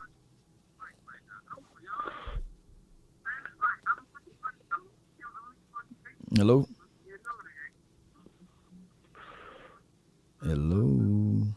Sadiqa? I'm done. I'm done. Oh, you done? You done? Oh, you just wanted get it up. to Get it up. It's coming up now. Get it all the way up. Get it up and share the content. Yes, indeed. One love to you, Sadiqa. I really appreciate you and I love you. I thank you so much. Lord. Thank you. Appreciate you. That's lady right there, man. She handled it and holding it down. And I'm telling you guys right now, please listen to what she said. And if you watching right now, I don't care. Look, I'll do this show. Y'all know I'll do the show with the same energy if we had 5 people watching. And a lot of people fail to realize 5 or 10 people, you go into a room and you have 10 people sitting down and start talking. See, a lot of people fail to realize the small things, right? I know when the season kick off, it'll be 1,000 people watching. This is the off season right now. People at work, people warming up their oodles and noodles, but still keep the same energy. I'm going to give you guys the same energy, win, lose, or draw. Y'all know this, right? So if you watching right now and you have not hit that like nor share, come on. Shame. Shame. Shame. From the 681, you live. Hello. What's good? Talk to me, man. Talk to me. Hello? Yeah, you live. We can hear you. Can you hear me? Hello? Yeah, okay. Hey, this is Norman. Norm, man, what's good with you, man? All right, well, a couple of things, bro. First of all, still love what you do. Appreciate it. Appreciate it. As a fan of the Star. The Star, you right? You're right. You're supposed to. You got to take care of your kids when you have your kids. And me and myself saying, I have my kids I take care of, until they grown and gone, and I have foster kids now that I am taking care of. Right. That's a strong obligation too, man. That's a noble thing to go take care of others, and I salute to you for that. That's a noble thing, and I really appreciate you for that. In addition, between those two coaches, I mean, you're moving laterally. You're not moving up because they both have the same pretty much. There's not any difference between Peyton and the coach that we have. So that's just a lateral movement. So that's not helping them. So we don't need to keep searching for coaches. Let this man do his thing. Right. And just be patient. Right. I mean, I always told my kid as a little league coach, right, defense not having fun, the team not going to win. Got to have fun. So it's up to the offense. It's up to the offense to put at least 3 points on the board so the defense can start having fun. But now it's a game to them. You understand what I'm saying? Okay, so but if you're getting down 3 or 6 or 10, then your defense now feel like, man, we got to stop these guys. So our offense can try to do something. Offense just got to fire first, fire hard. That's where the coaching comes in. Coaching has to be more aggressive and not so passive. Other than that, I mean, because you got a bunch of dogs on the team. You let a bunch of dogs loose, they're going to all, it's a pack. Yeah. It's a pack. I've run a defense that just, it's a free-for-all. A free-for-all. Yeah. You see, so not to hold anybody up, and good talking to you, bro. Hey, man, I appreciate you, man. How about them Cowboys? Appreciate you, man. And let me say this to make myself very, very clear on this topic. I'm not saying that people who are out there that's taking care of someone else's kid is beta or simp or anything like that. But what I'm saying is that when there's an opportunity for you to help, you help. But there's got to be some clear, concise agreement put into place of what levels that you have to help at.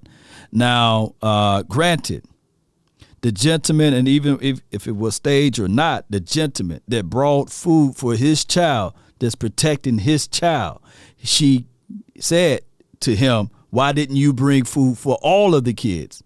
You're supposed to help all of the kids in the community and the people saying that you're a good father, but I'm exposing you because you're not.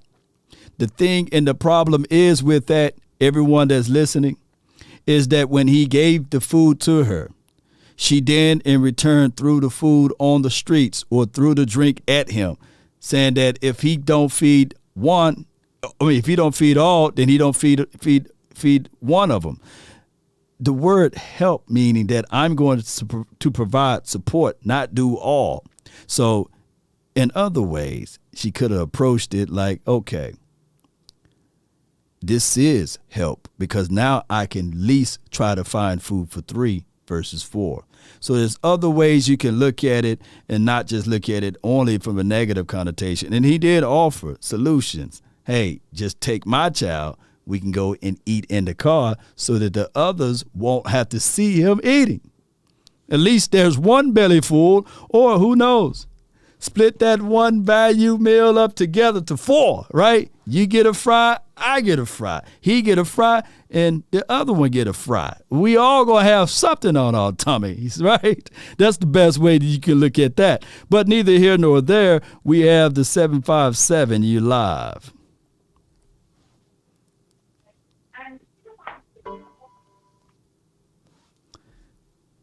You're live, 757. You're live. Once, twice, 3 times. A lady. 757. You was live. But everyone eat. So that was the last person here. I really appreciate everybody that called in. I really appreciate you guys for this particular episode of being part of the nation. 757, I see that you called back. So you're live. You live in the mix. Talk to me. What's going on, Lord? My bad. Nah, you good. You know, I was like, man, I mean, you must got mad at me or something. Like, Law talking about these kids, talking about a viral video. Let me get up out of here, man. Law's a mean guy over here. Ain't nothing like that. I already know you got two. You got 2 daughters. I got 1 daughter, so I already know what time it is out here, man. Man, look. I just think about back in the days, man, when I was broke, busted, and disgusted, sleeping out of the back of my car, and there was a value meal out there, and I thank God I didn't have other mouths to feed. But my mom used to say this all the time: when you eat your whole family eat because it was just me. I was busted and disgusted. So I'll never forget. You're right. When I ate that Sonic meal, it had a value meal called a Sonic. They had these little nuggets, boy. And shoot, when you hungry, that nugget fell on the ground. You had to make some decisions, man. You had to say, God made dirt don't hurt. Forget the 3-4 second rules, man. I ate all them nuggets, man. I said, shoot, I'm going to scoop up that nugget, man. Now, maybe that joint on. hey, look, bro, I scooped up them nuggets, man.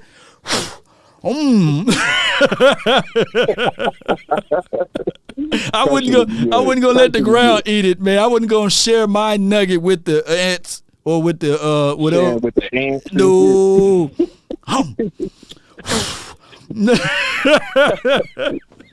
Heck no, bro. Heck no. What's good with you, man? So yeah, I'm just calling in, man. You know, because I've been taking some flack from some Eagles fans, bro. Oh my gosh. Yeah, bro. I already know. I'm just over it. You know, they may have a better roster on paper. I'm about to say, boy, you had to put that paper out, man. Come on, yeah. Oh yeah. You know, I was gonna put the paper on there. It's all about the paper, man. But our team is just more skilled, man. No matter how anybody try to look at that joint, man. No matter how, we literally came out there last year and did everything we were supposed to do, defensively, offensively. We just got just a little bit of things to work on. I don't think we got to make no crazy improvements. I mean, the intensity got to kick up. That's about it. Mm-hmm. And when it's playoff mode, you know, because we damn near in the playoffs all the damn time. It's just when it's playoff mode, it's time to get that gear check. Right? It's time to put that shit in the gear. So I'm sick. I'm just tired of the lagging. I'm not worried about the NFC East at all. I'm not worried about the NFC East at all. I literally am not. I'm not shaking at all over them cats. No, I'm not worried about it at all. Continuity plays a major role. Just because you go get a lot of guys doesn't mean that you're going to perform well or what have you. Granted, the weapons that the Eagles got, I'm not finna rain on their parade. I think they're pretty good players. A.J. Brown, I like him. Hassan Reddick, I liked him coming out of college. You know, that's a really good guy. Big Jordan Davis. I can't even say Jordan Davis. I can't even say. I got to say Big Jordan Davis. You know, and the Kobe Dean. They are pretty good. Right. Yeah. They got some good. They got some good pieces. It's just, I don't know, man. I'm just over the top, and I'm ready for some action at this point, man. Yeah. You dig what I'm saying? I dig exactly what you're saying, man. Just scoop it up, and man, just eat it, man. Because this season, man, I trust Dan Quinn more than anything that the Eagles got going on with their defensive coordinator, right? And the scheme 100%. And how he's going to develop that. Mike McCarthy and Kellen Moore, I would take them over whatever offensive coach that they got over there and head coach. So I just rely on that. But shout out to those boys over there. Do you believe that what's the rumor? Mike McCarthy might get fired halfway through the season, fitting the bad record out this month, or you think Jerry gonna let him go through? I know how he did. Was it Wade Phillips he fired in the middle of the season? Yeah, but I don't think that Wade Phillips was coming off of a 12-5 season the season before, and people I get it. You know, they look at the Wade Phillips situation, but let's be real. Mike McCarthy is a better coach than Wade Phillips, head coach. You know, and we have a better supporting cast than what they had over there. Even our defensive coordinator, Dan Quinn. So how bad this team will have to be, and then will that be the solution to be a knee-jerk team to fire your coach midway through the season? I recall the year that the Giants won the Super Bowl, they started off like 3-7 or something like that. Or 3-6, something like that. Yeah. You breaking up. Yeah. Can you hear me? Yeah, I can hear you, fam. Yeah. I'm not so big on him, you know, getting fired mid-season personally. If we're going to get rid of him, I'll let him go ahead and do the whole season. And Sean Payton, I mean, he ain't going to be available till the following season. So firing him mid-season is pointless unless you have already made the decision in my head that Dan Quinn is the next season. Yeah. Because it did not be Kellen Moore. I know how Jerry likes to do with these offensive coordinators, but they're not be Kellen Moore. I like Kellen Moore's plays. There's things he needs to work on there before he becomes a head coach. No doubt, man. Hey, I appreciate you, man. Thank you so much, fam. All right, bro. All right, bro. That's from 757. You got to go. Look, what the Cowboys want is what the fans want. They want the was it 19? What year was it that the Miami Dolphins went undefeated and won the Super Bowl? That is what people want the Cowboys to do. They don't want us to lose a game. They don't want us to have a tight, close game. They want us to blow out teams, every team that we play. Like the only team that we lost with large numbers to was the Denver Broncos. And one can argue that the 3 to 4 times that we was in the red zone, money zone situation, if we just kicked the field goal, it wouldn't have looked that bad. 1972. That's what the Cowboys want. The fan, the media, they want the 1972 Miami Dolphins record with the Cowboys, and it's not happening, Cowboy Nation. Newsflash, I want us to lose a game. I do. I want us to lose a game. I want us to go through something. Right? I'm not looking at this team to go undefeated, but I really want us to learn to battle back through a loss, stick together, down in the trenches, and figure things out. That's how I'm looking at it. Like, I get it, right? I think that people want to see naturally Mike McCarthy gone because of his clock management and things like that. But here's the thing. I want you guys to go back in the playoff game, since we're talking about the Saints, and watch the decisions that their quarterback made when they had that penalty on the, I think it was against the Rams, if my memory served me correct. Go back and watch that game. Drew Brees had no reason throwing that ball at that point. He could have just ran the ball.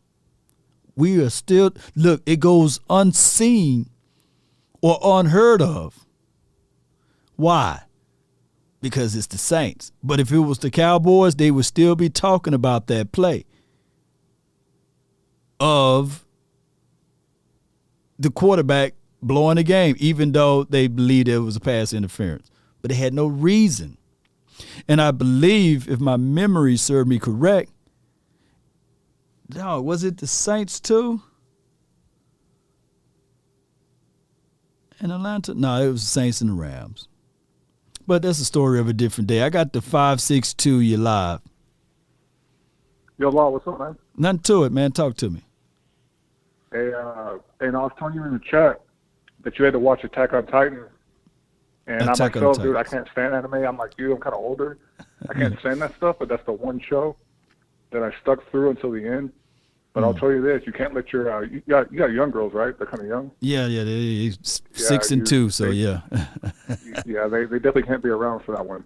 Attack on the Titans animation, huh? Yeah, and they definitely can't be around for that one because it's a lot of blood. Okay. But anyway, so we're talking about McCarthy versus Payton. I kind of don't care at this point, man. I honestly, I'm getting to the point I really don't care because after watching everything you put out, everything Boss has put out, especially at the end of this last season, we know that the Joneses don't let these coaches do what they need to do. Yeah. We heard all the clips that Boss played of Mike McCarthy saying, "Well, this team doesn't this team values the bigger picture more than winning, right?" Like that's something we know. So I don't understand when people think, oh yeah, let's trade, because we're going to have to trade picks to get Sean Payton. Yeah, we had to give draft capital, and then you had to pay him. Give him draft capital. Yeah, which not going to let him do what he wants. Yeah. I don't know why people think he would. I mean, I don't think they're going to let him. Why would they all of a sudden change? They kicked out a 2-time back-to-back Super Bowl winning coach. Mm-hmm. They got rid of Parcells. They bumped heads with him. Mm-hmm. Anybody who does what they want to do, they bump heads with. Yeah. So why is Sean Payton all of a sudden going to save the day? I'm not saying like he's not a good coach. Right. Because we were still popping champagne, but like, we got Sean Payton. And then they can resell the whole ideal of them stepping away and allowing him to do his magic. And I get it. That's what a salesman would do. That's what I would do too if I'm trying to sell you. Yeah, that's my only point is like we've been through this so many times, man. Like these guys, they have their hands in everything. I can give you a really good analogy. So you're a fan of the Marvel and the DC and all that stuff, right? Right. Well, there's a difference. The difference between the two studios, Marvel Studios is an actual studio. DC is under Warner Brothers Studios. Mm. The reason why Marvel has been successful for these last, 12 years is because they have one guy calling the shots.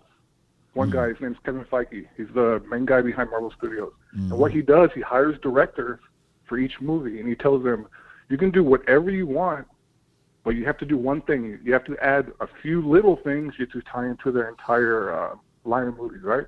Right.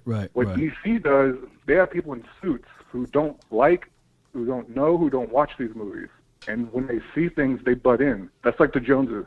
That's why the DC movies are slightly less lucrative, basically. Yeah. That's the difference. And it's the same thing with the Cowboys. If they would get out of their way and let the coaches coach, it'd be a different story. Yeah, then get Sean Payton or whatever. Dude, if we had Bill Belichick, he would be fighting with Jerry Jones by the, fourth or fifth game. By fourth or fifth game, yeah.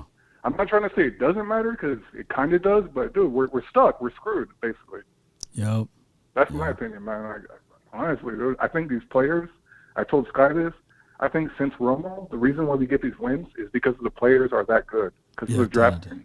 Yeah. I don't see anything from the coaches that makes, besides Dan Quinn finally, that makes me think, oh man, these guys are getting coached up.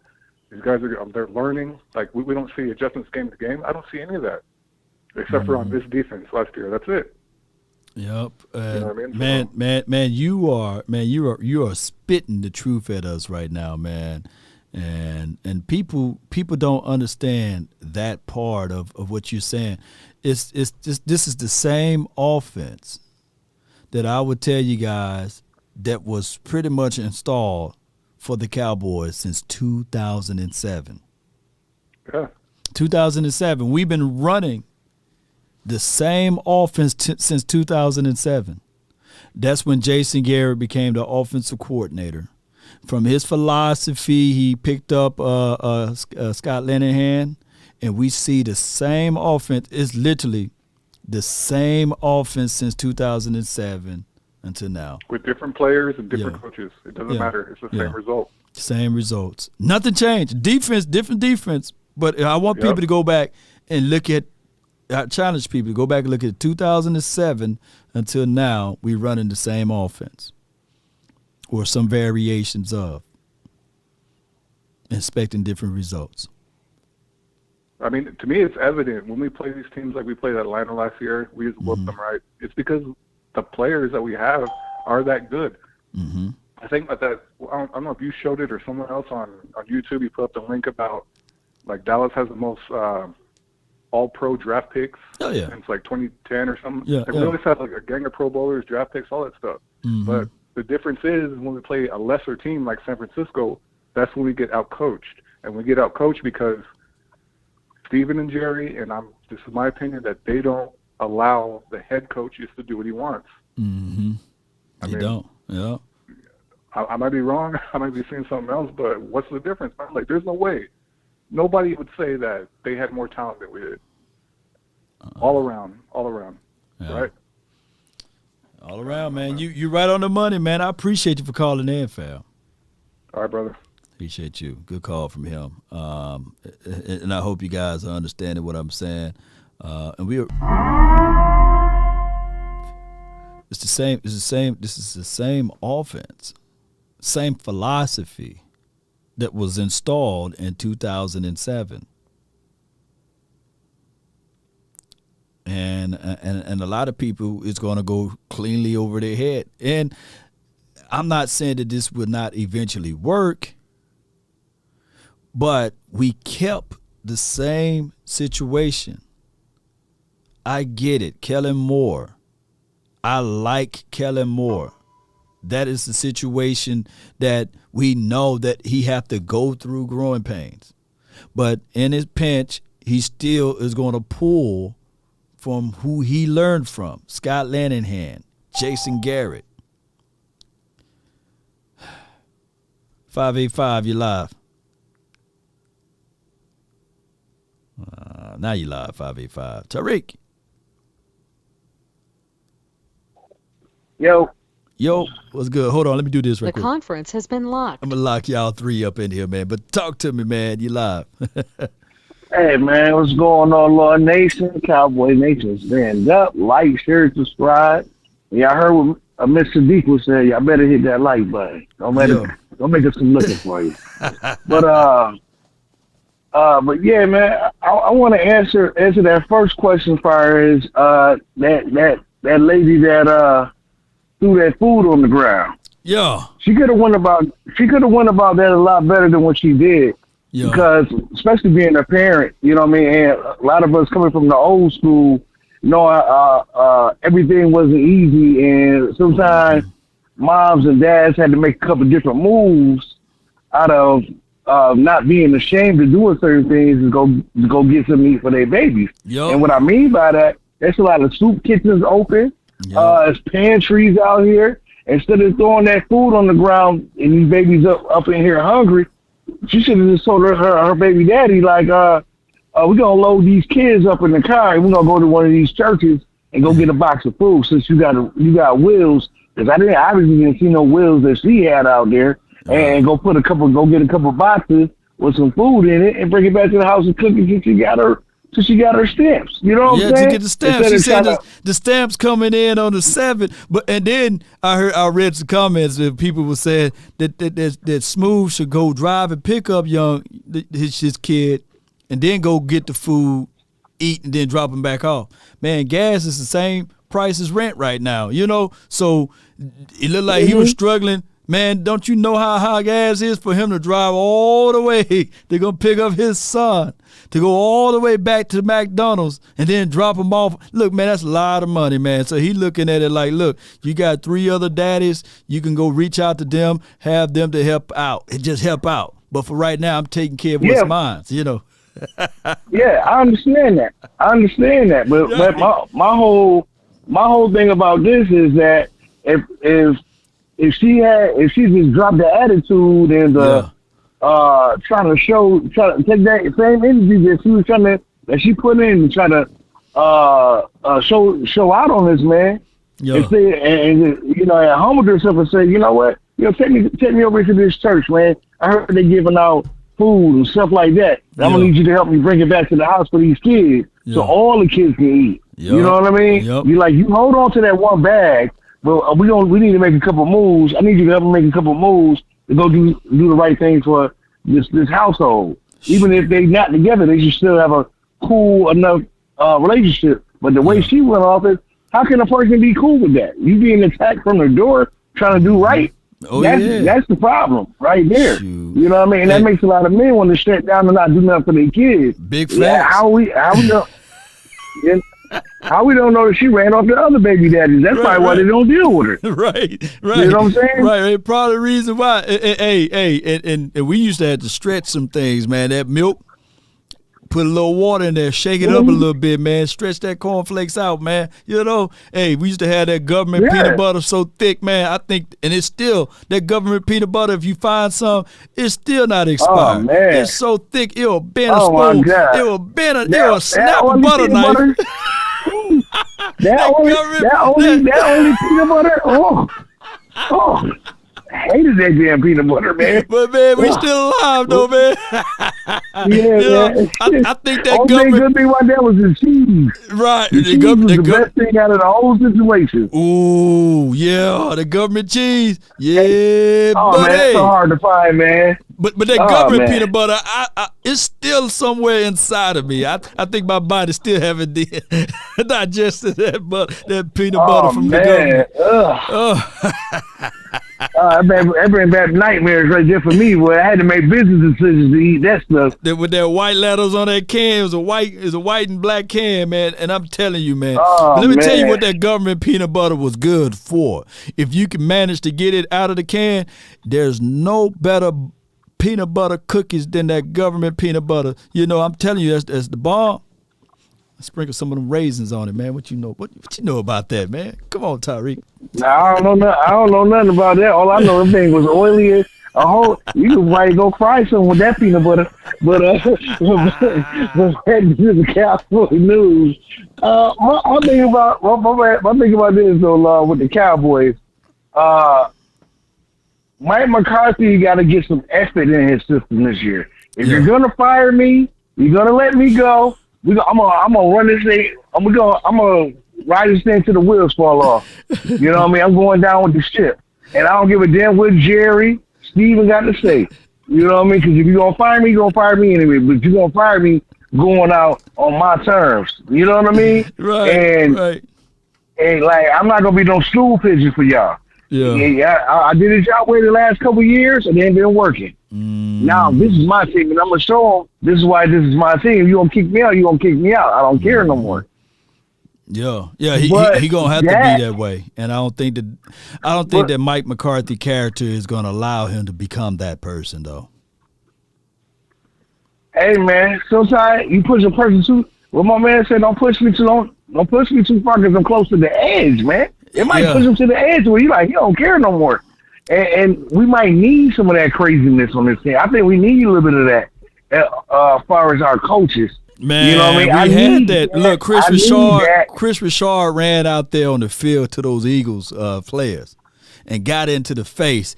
And then all of a sudden, we hear this right here, you know, from Stephen Jones.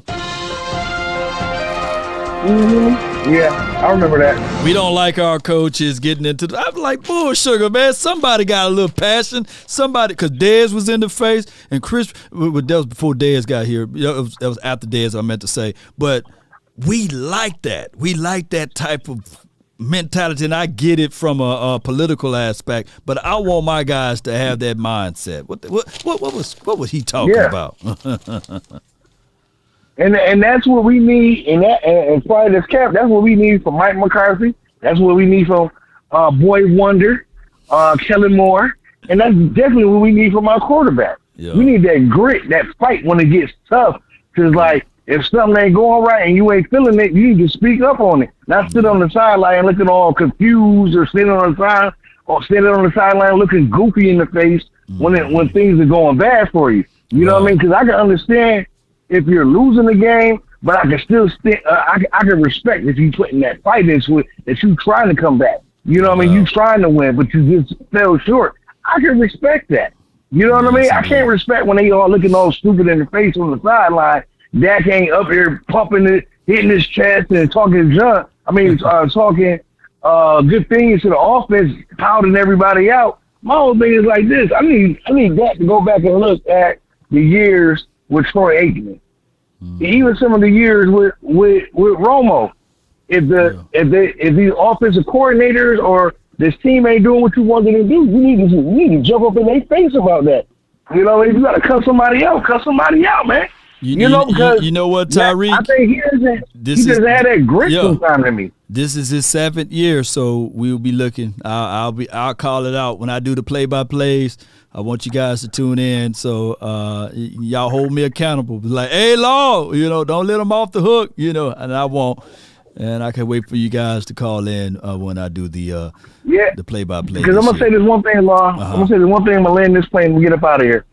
Remember that last year with Troy Aikman winning that Super Bowl against the Steelers when he had Barry Switzer. Troy wasn't feeling some of them things that was going on because he felt like Swisher was letting some of these dudes off the hook. And Troy started cussing people out and getting in people's faces about what they not doing because he got tired of getting hit so damn much. I remember all that. You know what I mean? And I think Dak needs to go to that next level.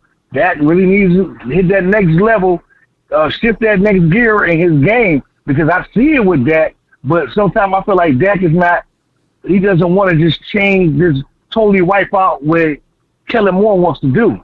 Romo used to wipe out sometimes what Linehan used to do. That's probably why we won some of them games. Dak got to make his mind up a little bit with that. Other than that, that's what I want to say. I'm up out of here. Peace, Law. Yo, hit that like button, y'all. Peace. Appreciate you, man. Salute to you, man. That's my guy right there. You know.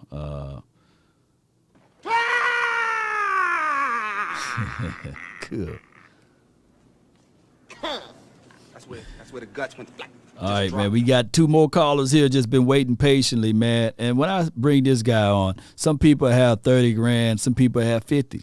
But what about 100? You know, what's good with you, man?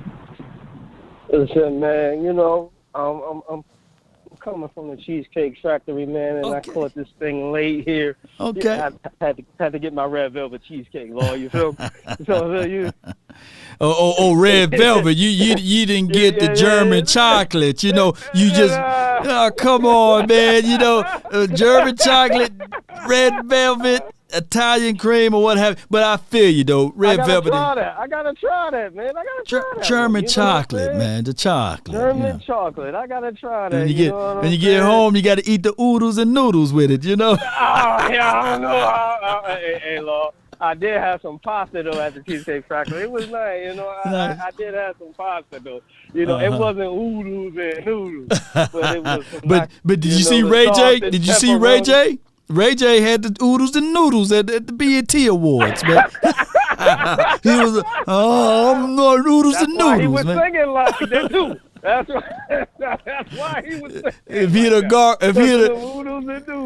have gargled that sauce that come with the oodles and noodles, he would have had that wish. But see, he didn't make. If he'd had that wish, that would have been his wish. If he'd have gargled, and one wish.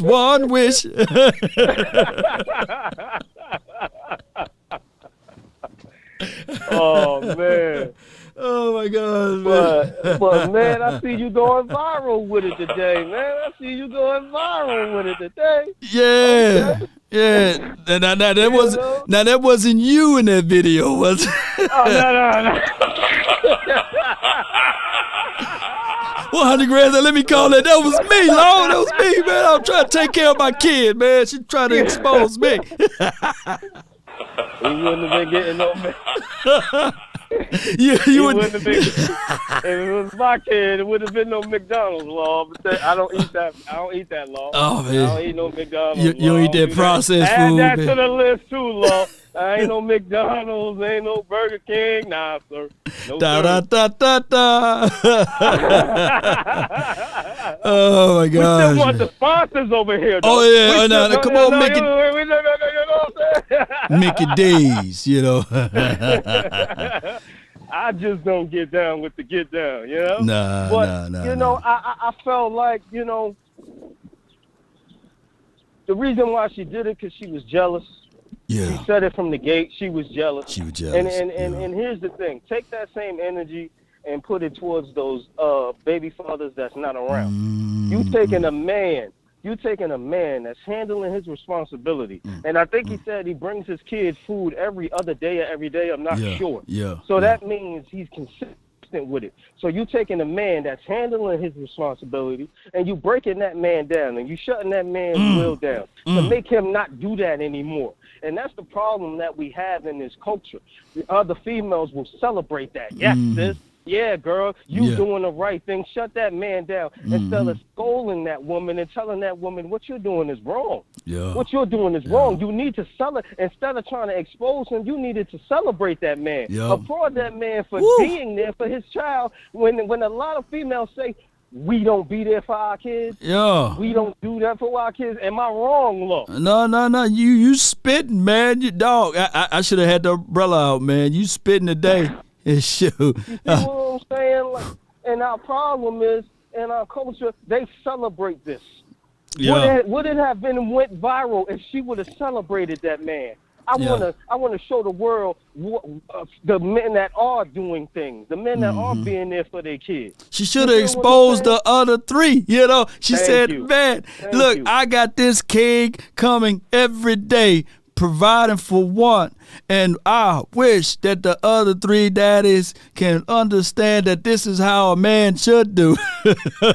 Is come and feed their kid, you know, or children or what have you. And when that man mentioned those other fathers, she didn't say anything. She stayed right on that topic. Did you notice that? Oh yeah. She didn't say a word. Ooh. You know what I'm saying? So come on, man. That's terrible. And you got to hold her accountable. Yeah. You got to hold her accountable because what woman will let their kids go without? Man, I don't care your food stamps. What are you doing with your food stamps, miss? What are you doing that there's no food in the house? She's slanging or selling them things. I don't know, man, but exactly. But nobody's mentioning that though. Nobody's bringing that part up. They're just slandering that man. Yep, because a bag of rice ain't nothing but like $1.50 or something, man. That can last rice and beans, my man. Come on. But to get you a bag of potatoes, law, that thing is stretch now. Yeah, and if you want to be on an alkaline diet like you and I, man, then they gonna get the garbanzo beans, you know, the chickpeas, and some wild rice. You know, I feel you, man. We on an alkaline diet, man. We I just can't say what all I'm. You know how it goes. Law over here trying to then Dr. Sebi people come knocking on my door. You know, the people that talk to Dr. Sebi, and then they come. FBI, open up! Because but as long as I speak the Cowboys language, you know, I'm not gonna be on their radar. You know what I'm saying? But I know how to talk that talk. You know. Or you could get that amazing rice. What you know about that, man?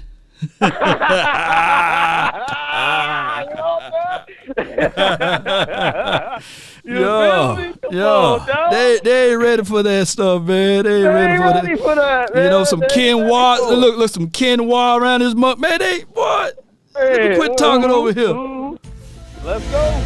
Let's talk to him. Law over here eating quinoa, man.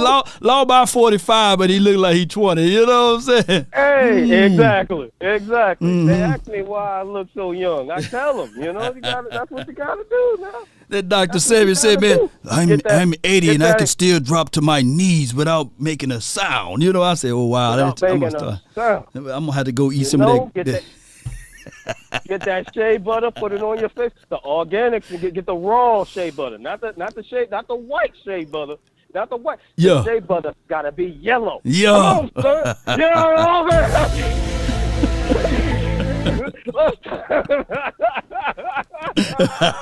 You know, put that on your skin, put that on your face. How you looking? Oh gosh, you know man. What I'm saying?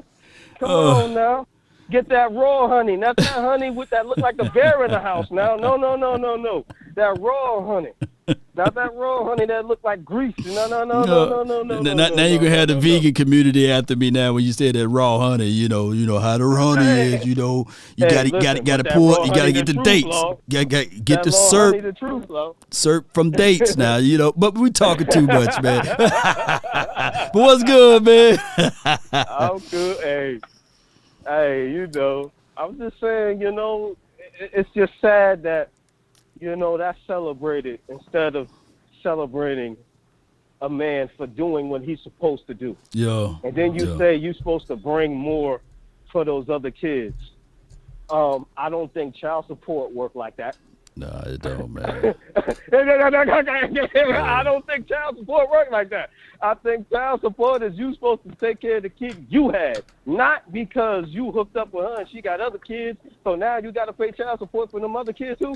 I don't think it worked like that. But there is a loophole in there. I've seen a friend of mine get hit up with the slams because he couldn't really afford gas money to get to the courts.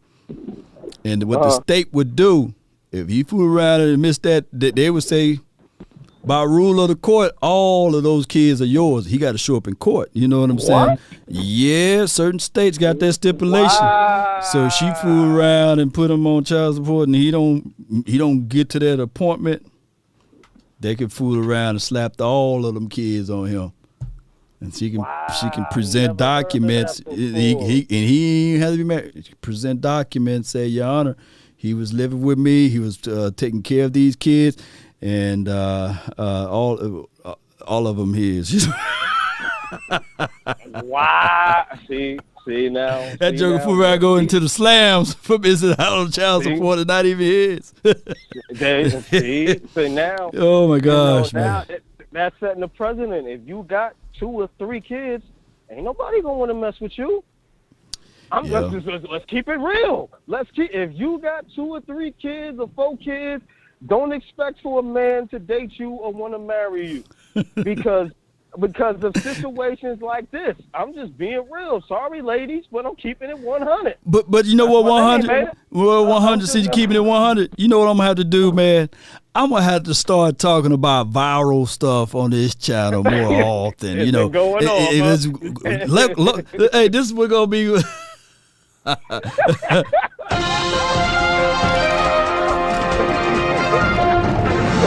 Viral Topics live at 9, you know, with Law Nation. Let's talk about this. This guy that made water come out of the air, you know, and now he's disappeared. But, hey, man, I appreciate you, man. I'm going to let this other caller in, 100, man. But don't forget to tell everybody, man, what you do, man, for the community and what you do for yourself and everything. Let everybody know, man. Listen, man, if you guys need any graphics, go to Graphic Zone HD on Instagram, Twitter, or Facebook. I do it all types of graphic business, parties, promotional, anything. I do it all. Don't hesitate to contact me. I will get back to you as soon as possible. Man, that's good, man. Y'all follow my guy, man. Graphic Zone HD, 100 grand. And I really appreciate you, man, for your laughter and your support. Hey, you from New Jersey too, right? Yes, sir. See, man, I got people, man.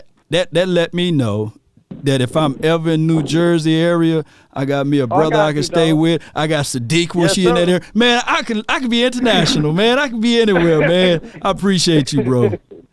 No doubt, bro. Appreciate you, man. Salute.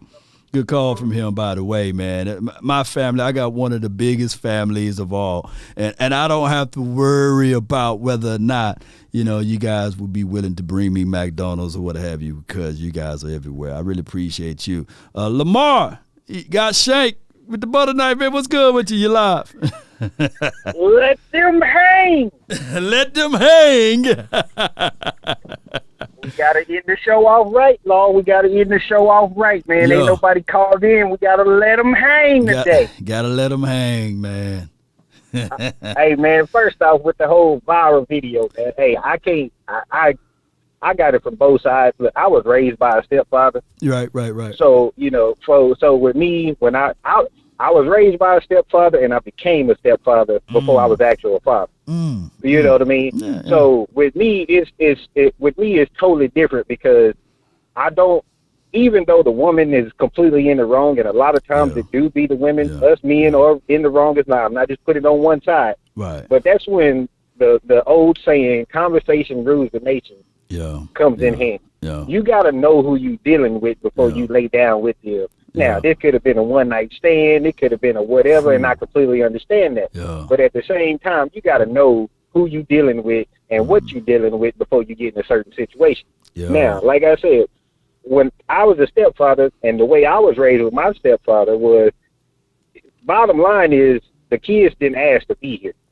If I can maintain it and I can and if I can manage it, yeah, I'm gonna go. Hey, it might just be a thing of fries, or it might be a 4-piece chicken nugget. Hey, Wendy's got 4 for $4 all day long. So hey, depending on how many kids, one of y'all gonna get something. You know, I don't. You know, it's a way to budget around everything. So like I said, just with me is different because I can't. Hey, I'm gonna take care of mine, but at the same time, if I could finagle it, because you know I'm gonna help out just because those kids ain't mine. But who knew that those kids was hungry? Did that man know that kid was hungry? You know what I mean? Like he said, like you said, the man said he came over every other day to give his child food so he could spend his time with his kid. How was he supposed to know the other kids was hungry? Yeah. You know what I mean? Yeah. How he was supposed to know the other fathers how he supposed to know the other fathers ain't doing what he doing? You know, I mean, we don't know. Yeah. We don't know. You see, Al Jacob said there's a lot of unknowns with the unknowns. Man, you know what I'm saying? So it's a lot going on with that, big bro. Yup. And some people saying that they heard that if it was a skit, even if it's a skit, it's a valuable lesson too. When he offered, go get my son, let's take him inside the car to eat, and then he can go back in. You know, that was him putting out at least an olive branch to say, okay, I'm willing to do that, but I can't provide for others. And we don't know his pockets situation. And that moment, I would like to tell people, humility with dignity, if you look at both of those things at its natural phase, the universe will open up to you. There was another viral video last week of a man who had perfect attendance at his job. I think it was probably at the same place where he went and got the food from, if you think about it. For 27 years, this man was working at a fast food joint, and he never missed a day. Never missed a day. And he kind of like showed like not in a bad way, he showed like they gave me pretty much a goodie bag, a pen, a pencil, and some snacks or what have you for him being on a job for 27 years and never missing a day. Don't you know that's commitment? Right. And that was humiliation of him letting everybody know that this is what this company gave me for all of those years.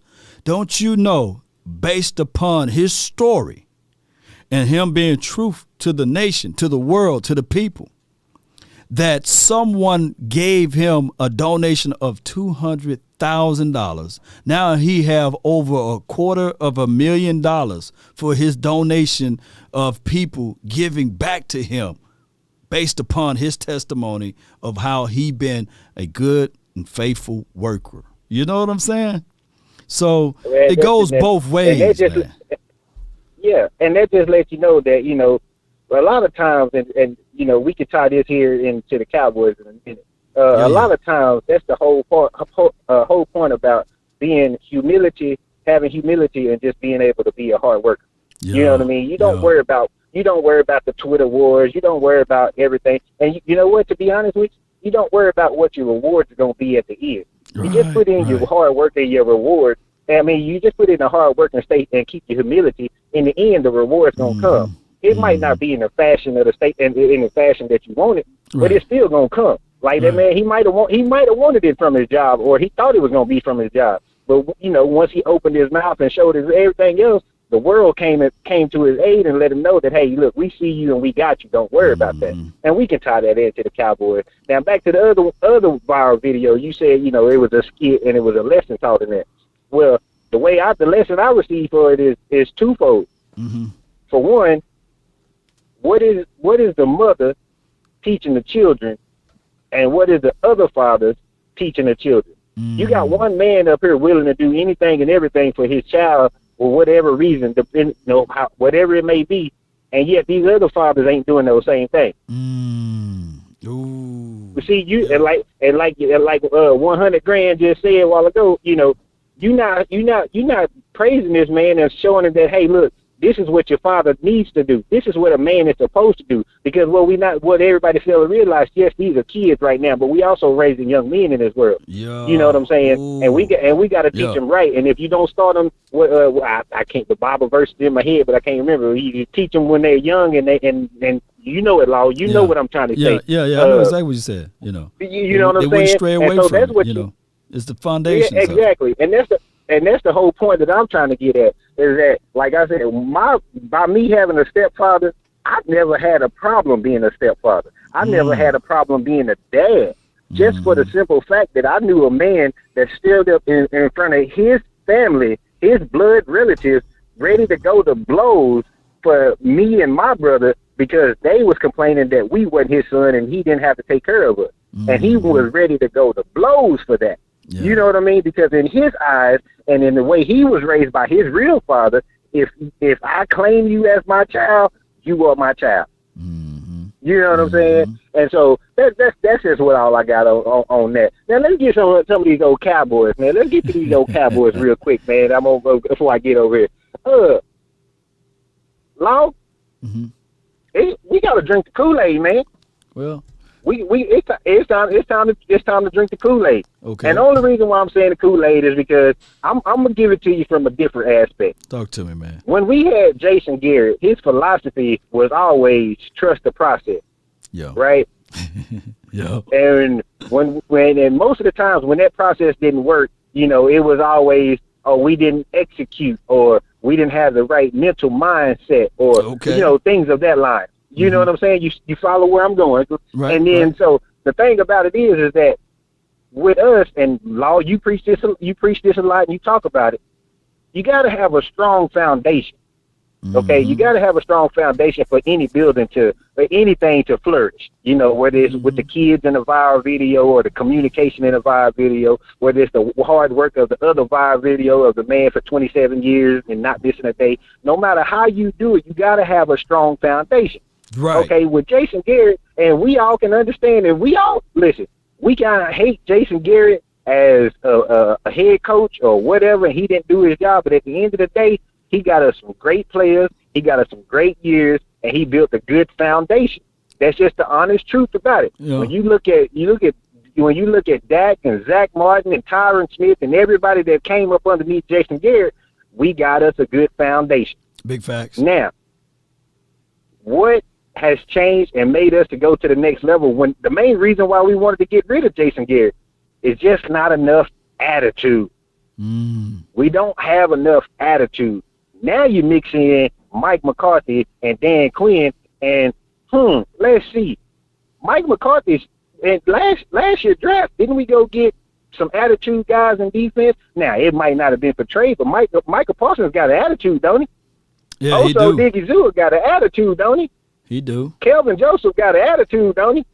Trayvon Diggs got an attitude. CeeDee Lamb got an attitude, and that's just some in the last two drafts. And then this year, we went and got some dudes that portrayed it in physically on tape that they are attitude guys. So now for the process, and with Mike McCarthy, we got to trust the process with attitude now, Law. We got to start looking at this different, man. Yeah, I feel exactly what you're saying. As far as the trusting of the process, I know that's an old cliche that the Cowboys really said when everything was like crumbling and falling, and we were waiting for that next year. So now I believe that people patience are razor blade thin. So they want Super Bowl now. They want us to win. They want us to lift the Lombardi up now. So I feel the Cowboy fans that's been patient with this and saying that they trust in the process, but now they're looking at it like, nah, we heard this before. We want results now. I can feel them on that, but they got to contextualize the truth of it. Last year was Kellen Moore, third year ever calling plays. That means that he didn't know everything, right? Lamar, right. What is your profession again?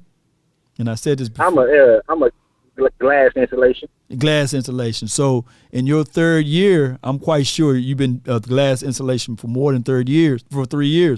So in your third year, you wasn't as experienced as you are now, right? Right. So now we have to make sure that going into his fourth year, and these are not excuses, but we got to make sure that Kellen Moore is up to task or up to pace to make sure that his quarters defense or cover 4 or they drop it 6 DBs, that now is time to hit them with the run, hit counter plays, make all of these plays that look same but different. Utilize your weapons. Tony Pollard, he can't touch the ball for just four plays. Also, make sure that Dak Prescott, you got plays that's installed that he can do on a consistent basis. So there are so many things that I hope that he pick up. And Dak Prescott also got to command the room. This is his 7th year. So a lot of things that we're looking for this team to improve at, and I'm quite sure heading into the 2022 season they will. Yeah, you 100% right, Law. And you know the big reason why in my third year I gained more experience is because I wanted to. Yeah. You know what I'm saying? Yeah. Just like you with your YouTube. Yeah. You knew that you wanted to start YouTube and your Facebook platforms and your HBO platforms and your Roku. You knew you wanted to start those, but the more and more you did it, you got better and better, and so therefore you wanted to get better for your experience, and so your audience can grow more and more and more. You got to have the want to, and this is my whole point of why I feel like Kellen Moore is going to have the want to this year. Yep. Because of Mike McCarthy. You install it, you call it. So therefore, when it does not work, Jerry Jones, Stephen Jones, whoever under the sun can't say it was me. Even though they gonna try, they can't say it was me. They can't say it was me. And so guess what? Like Law always tells us on the everyday, if I tell that kid that stove is hot, until he reaches up there and touches it and burns himself, he won't know for sure. Kellen Moore got burned. Okay, now Mike McCarthy says, see, I told you. Now, this is what I want you to do. Do what I tell you to do, and we're going to get better. Now, see, Kellen Moore thought, like you said, everybody say, hey, you know what, Kellen Moore's a boy genius. He's a boy genius. He's next to Sean McVay. Mike McCarthy said, yeah, he got potential. But he needs to get shown what the avenues are. He got to get, and guess what? San Francisco and everybody over there came on there and showed Kellen Moore, hey, look here, bro. Everybody got a plan until they get punched in the mouth. Ooh. Hey, you brought home a good point, Lamar, because here's the thing. Midway through the season, I'd say around week 4, week 5, literally, I want people to go back and watch like this little comment thread that I got here. People were saying, why we even got Mike McCarthy? Let it be Kellen Moore and Dan Quinn. We don't need Mike McCarthy. So if you guys don't think what you guys say, don't go back and hit the eardrums of Stephen Jones, Jerry Jones, and Mike McCarthy. And like Mike McCarthy had to do is sit back and say, oh, well, since you guys don't need me, let the person that installed the plays call the plays and do everything. Because now I got to showcase what this kid is available or eligible to do, but not just for himself, but also reveal this to Jerry Jones and Stephen Jones. They got to see that there's limitations to his abilities. But before that time frame, a lot of people would never know. Law, I got another one for you. Talk to me, man. How many times in an interview did Mike McCarthy say, I know how to win the Super Bowl? Yeah, he did say that. Yeah, I've been here before. He said it multiple times. Yeah. He said it multiple times. And what he was saying, is, hey, I've been there. I've done that. And guess what? I was an offensive coordinator to do that. Now, I had Aaron Rodgers and all that, but like Law always says, Aaron Rodgers ain't got one without Mike McCarthy too. So, but that's a story for a different day. Yeah, true that. So, he's been there and he's done that. And and guess on the same token is when y'all made me keep him, Steve and Jerry Jones, y'all made me keep Kellen Moore. Y'all didn't give me an option. And guess what? Because I wanted a job and because I lied to you to get to the job, I had to take him. Right. Had to.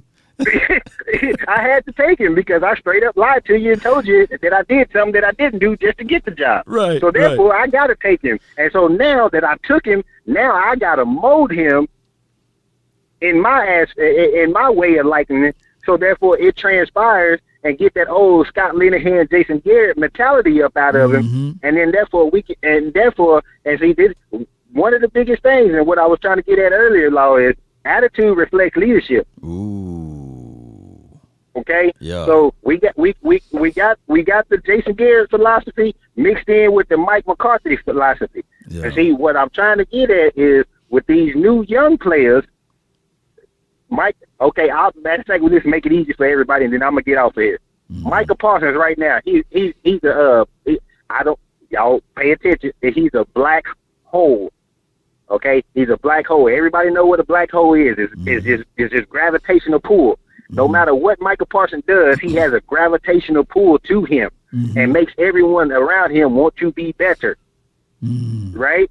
So right. therefore, when Michael Parsons comes out there and he tells us that, hey, I was a rookie last year, I didn't feel like I had that much say so, but going into this year and the season I had as a rookie, I got more to say, and I'm gonna say it. He's going to bring out the best in that defense, and guess what that defense is going to do?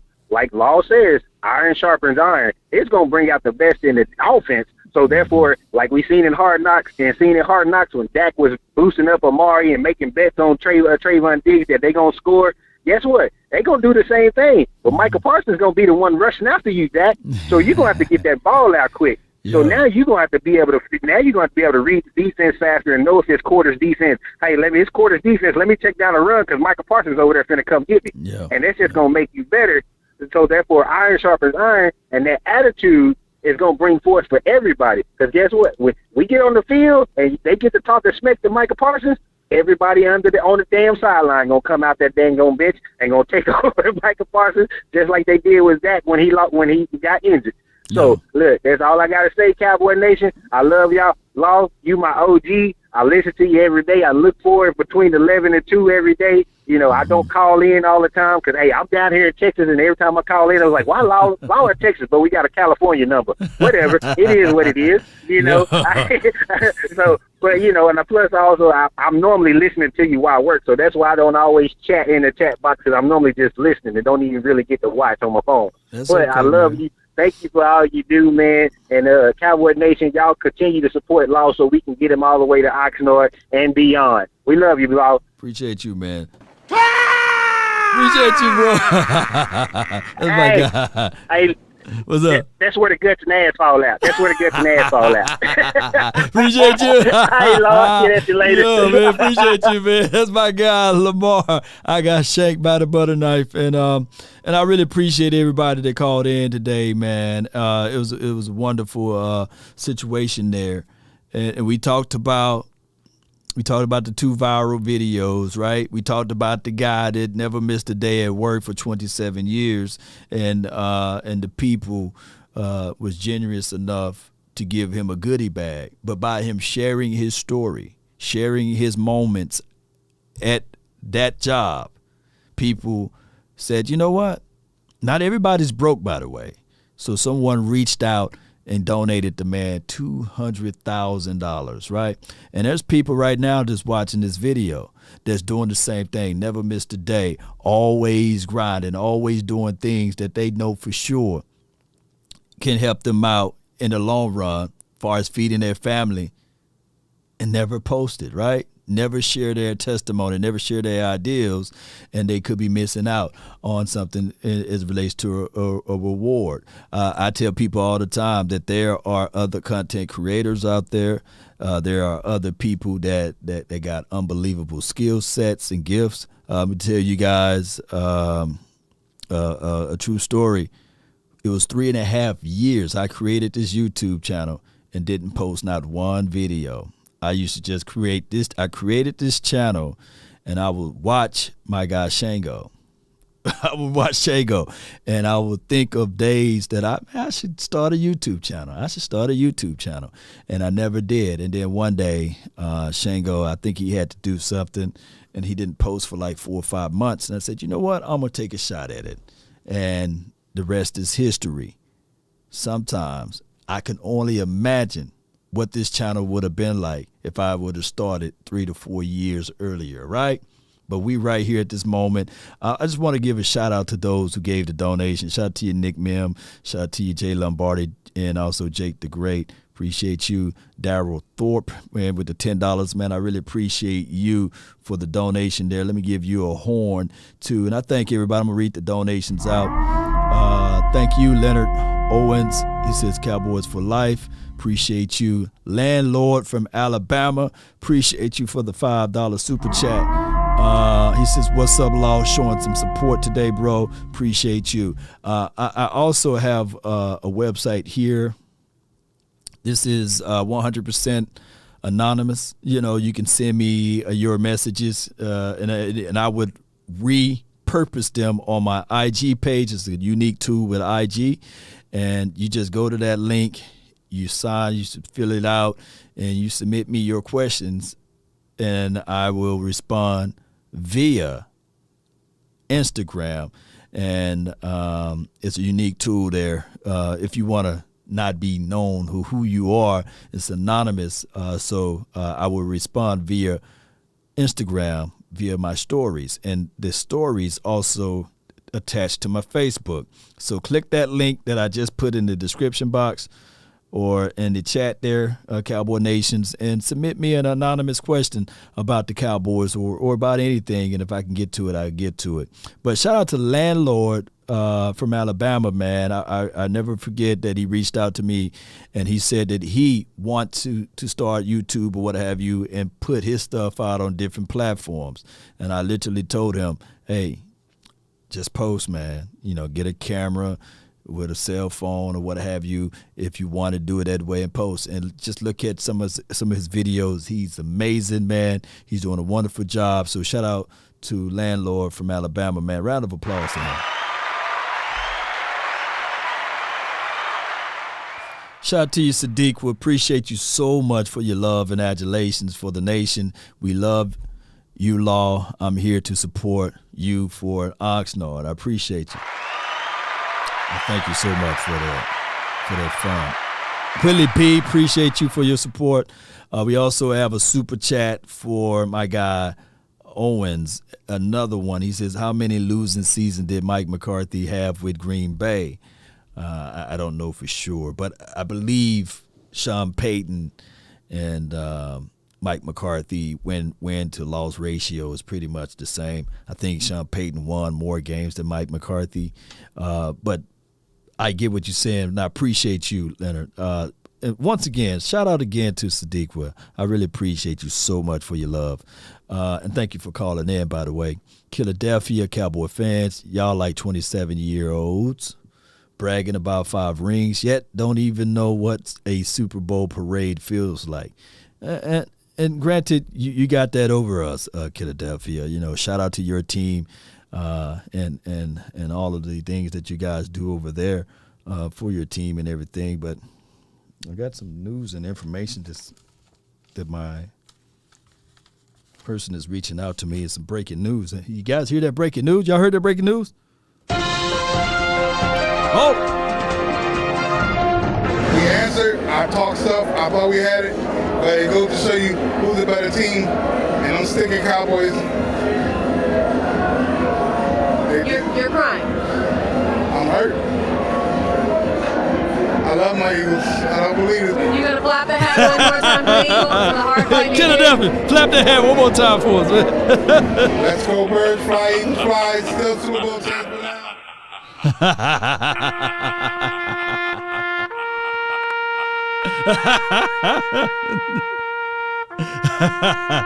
Oh, let's play our respect for this.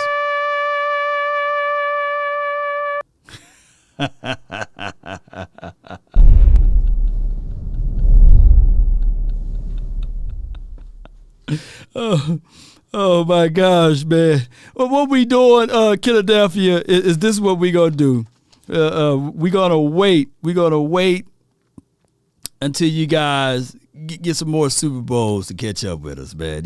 So that's what we doing, man. We just waiting on y'all to catch up, man. We've been generous, but I heard that the Cowboys are tired of waiting for the Eagles and the Washington team to catch up. So you guys better hurry up, man. But shout out to your team. I can't wait to play the Eagles this year. I think that they are pretty good. And let me see if I. Yeah. One Eagles guy said that Miles Sanders says they feel like they are an all-American team, or all-star team, I meant to say. So I can't wait for the all-star Eagles to play against the Dallas Cowboys. And you guys should have no excuses. It should be the inverse. You guys should beat us by like 20 to 30 points because you guys got an all-star team. So we'll find out, man. I can't wait to see the Eagles, by the way. But neither here nor there, Cowboy Nation. One love. to all Cowboy Nation, and I really appreciate you guys for tuning in. And I can't wait. I can't wait for the season to kick off because the paper champs and the off-season all-stars, man. We can't wait to see them, man. At least in the East. I feel you. Crazy Corvette, appreciate you. Yeah, at least in the East, man. So, Cowboy Nation, I really appreciate you so much for jumping in. There was one other point that I wanted to bring to the table, but maybe it'll come back to me when I do another mini marathon show. But be sure, Cowboy Nation, to hit up all of the content creators. Let them know that we are here having a good time. And be sure to join the party the next time. And we keep things going the best way possible, Cowboy Nation.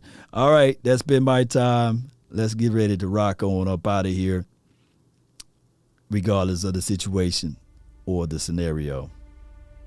We talked about foundation last episode on our live feed. We did. We talked about that the foundation must be dug out first, right?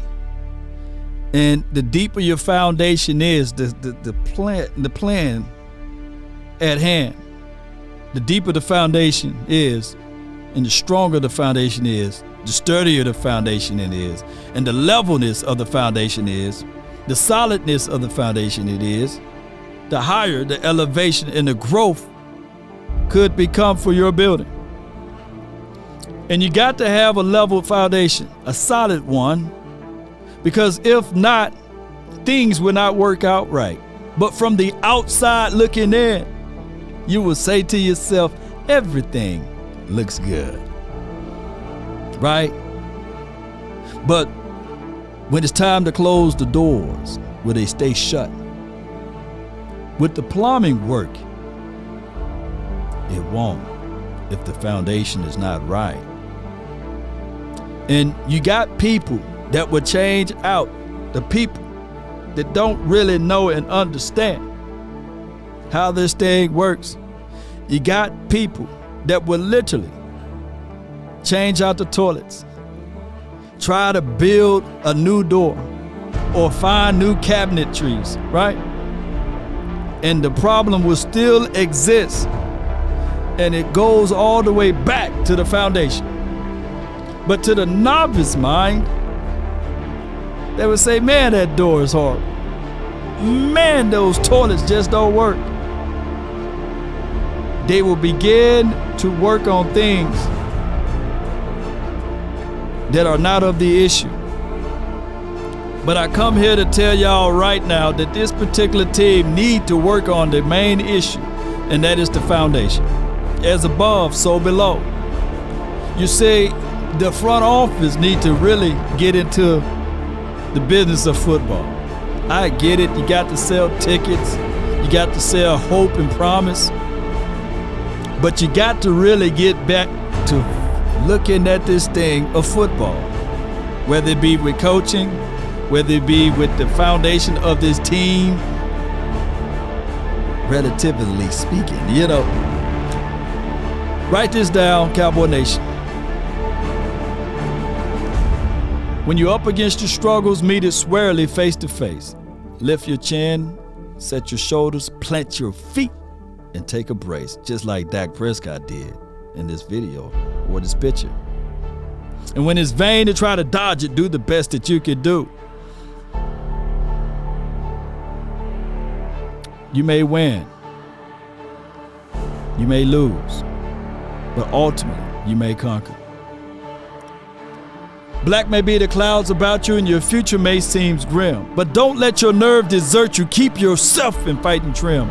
If worse is bound to happen in spite of all that you do, remember, running from it will not save you. It will not. Even hope may seem but trouble. Then with everything else may be beset. Remember, running from it will not save you, Cowboy Nation, because other legends have met this moment and they were able to stand tall through this.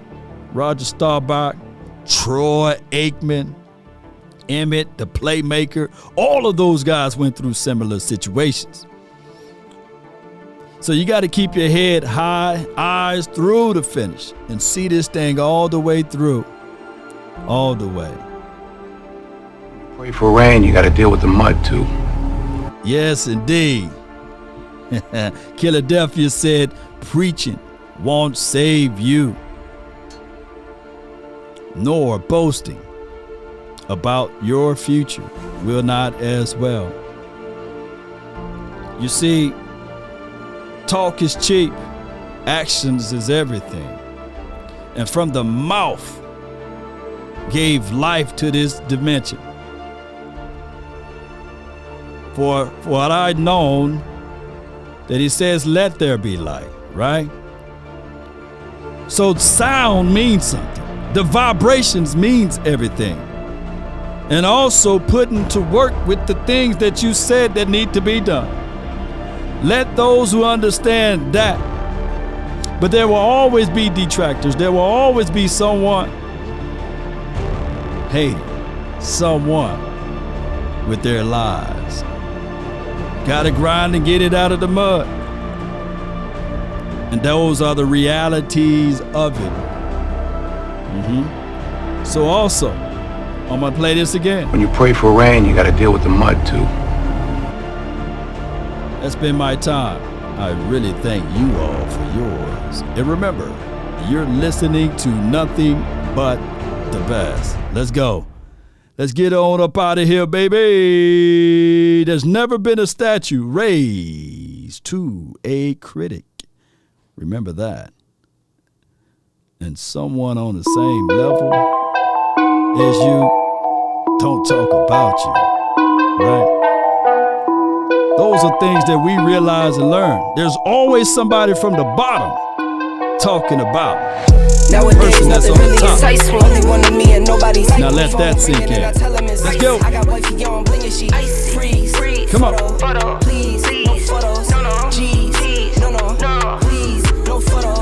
Hit the door and the domain just whole team here might need some. Still young, but I move like a new deal to my lawyer. If you're down in my management, I'm just warming up. Execute Order 66. Different colors in my baggy light. Chalk it up, talk of the town where you're talking up. Wanna get you a ring and you tough enough. Wanna get you new things for your pockets dull. Run it up. I used to be quiet, now I move up and move up. They hate and jealousy. My mama telling me count up your blessings and run it up. Hey, roll those credits, baby.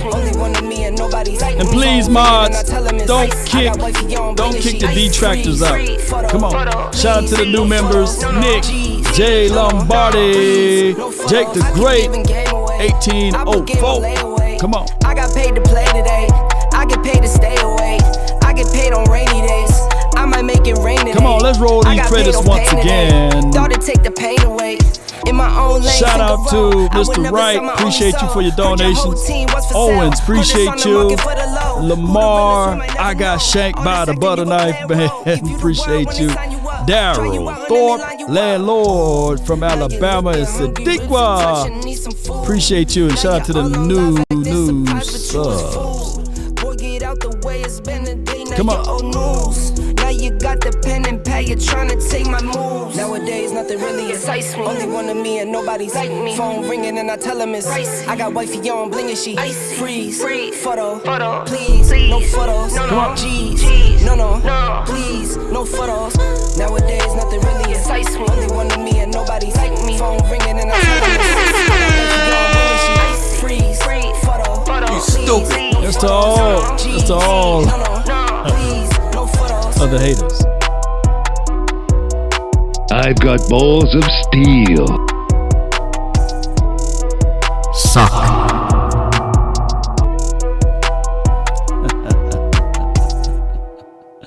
Hey, can you imagine being a fan of another team and you come here and you think you're going to talk your noise? You know, it is what it is because... Now, so the cocaine's happening. When does that crack come into play for you? Let's slow down.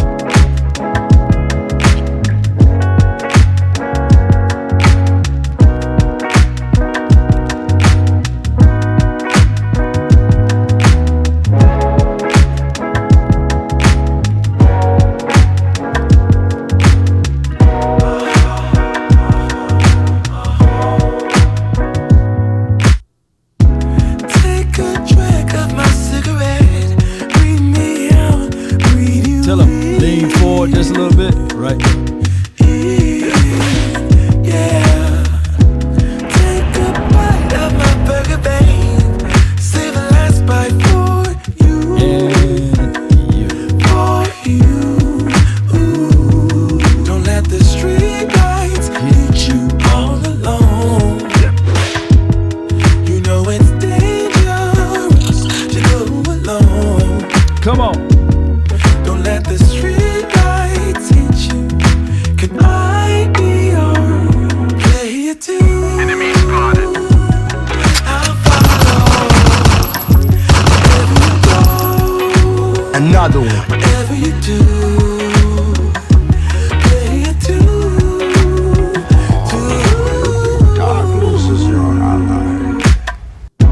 7 years of imperfect love. Another one. More and another one. Emotional damage. Come on, baby. I think you was the one I loved. 7 wonders stupid. all in one. All in one. Don't let the street lights hit you all alone. You know it's dangerous to go alone. Don't let the street lights hit you.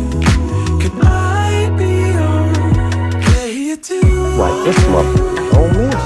No, he's That motherfucker don't miss, man. he's good. In the heat of battle, he don't miss. No. In the heat of controversy, he don't miss. Player too.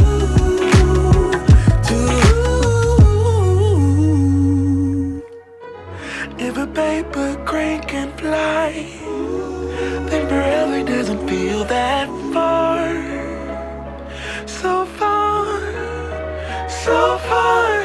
If a paper crane can fly, then forever doesn't feel that far. So far, so far. If a paper crane can fly, fly on, fly on, fly on, fly on, fly on.